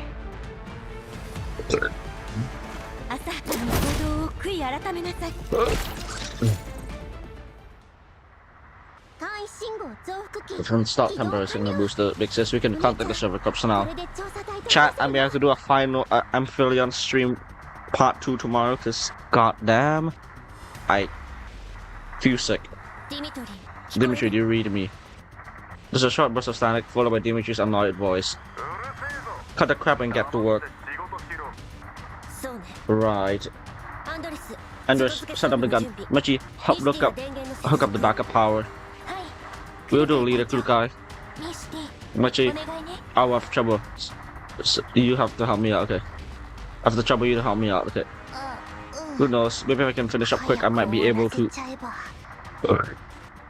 Machi hesitates for a moment and decides not to finish the sentence. Focus on the mission. Okay, yeah. With a star alert, ensure there's no threats within 100 meters. Avoid contact with Mangi security forces if you do encounter them, and wipe them out. So if you do encounter them, wipe them out immediately. Leave it to me, big sis. 12 host member takes their position, and the sound of the server comes exchanging fire with Mangi security comes over the comms channel. Squad 2 fall back to point 5, draw the enemy in. Squad 3 flank them for the right. Dimitri backs his command amidst the gunfire, serving as a rallying beacon for his man. His troopers have entrusted their lives to him. Their battle cry and blood are the fuel of the IDUs. Squad 3 is taken on their target. Your orders. Bang. The trooper's voice is drowned out by the torrent of gunfires, and he says no more. Reality is cruel as ever. Squad 3, you read me, Squad 3. Oh, fuck. This is Squad 5, they're all gone. Squad 5, fill the hole. Yes, Sergeant. Sergeant, this is Squad 4, we have encountered ELIDs, your orders. To the fast movers, don't let them head over Leron and the 4-4. The battle rages on. The regional channel is full of sounds of gunshot and electronic static. The house of ELIDs are fewer and fewer as a response to Dimitri's voices. Dimitri silently counts up the number of survivors, then grits his teeth and makes up his mind. Liren, how are things on your end? Just arrived. Got delayed by a bunch of ELIDs. I've opened the compressor valve. I'm the only one left now. Oh, 7, Larion. I'll get back ASA. Although he's doing his best, there's nothing wrong with him. His voice trembles a little. Nobody can be completely unmoved by death. Right. You stay there for a bit and keep your eye on things. Contact me again once you confirm that it's working. And stay safe out there. Everyone, begin falling back to point F. Mind your ammo while moving. Once you reach point F, close with the enemy and draw them in. Having received the orders, the soldiers murmurs their ascent and begin their final relocation. Oh god. on 404 side. If I'm not wrong, they place a lot of emphasis on point F, right? They've circled it heavily twice on the map in the south. There's the place from the first batch of intel. Please send back. If I'm not wrong, it's a pipe near the public bath. Small room sealed on three sides. The water and gas pipes on the baths pass through there. Then are they gonna mix this look at? Are they gonna be okay? They're gonna nuke themselves. Like they're gonna just blow up themselves. From what Indra says, the natural gas is dispersed through the entire pipe network. Even if the gas density in that room would not be enough to trigger detonation. Don't worry about that. Focus on our mission. Andres, Michi, how things up on your end? Leader, we successfully connected the backup power supplies. We can begin loading the program. Start now. After the program is loaded, follow it and immediately with the warm-up sequence. We're gonna count down 1 minute before it's firing. Got it. After giving out orders, Lucas switches to the regional comms frequency. Dimitri, we've begun loading the program. Are you still there? Of course. Who the hell do you think we are? Everyone, hold fire once you get that point. Wait for my signal. The channel briefly goes quiet. Is Blue Bounce there? Not on my side, but some of the squads are falling back. I've spotted her. Bang. The deafening gunshot blends with the ear-piercing shriek of an ELID. Eh? Shut up. Dimitri, what happened? Dimitri. There's no response from the channel for a long time. About 5 minutes later, all noise from the other side slowly fades away. Blue Boss, I am here now. Oh, fuck. Blue Boss, cold, calm voice comes out of the regional comms channel. Bilaka, just try to amplify it. 4-4, cut all comms now. Transmission cuts off. Okay. Chat. I don't think I can continue for the stream. God, am I tired. I should be able to continue the stream on Monday, which is tomorrow. So yeah. Chat, I'm gonna pull off the Attack on Titan move and just say final part 2. Cause goddamn the fucking gas and like I'm not feeling well, chat. God. So I'm gonna have to like end stream earlier than expected. Chat, I got to go. Hope you guys enjoyed watching the stream. Like, subscribe, notification bell.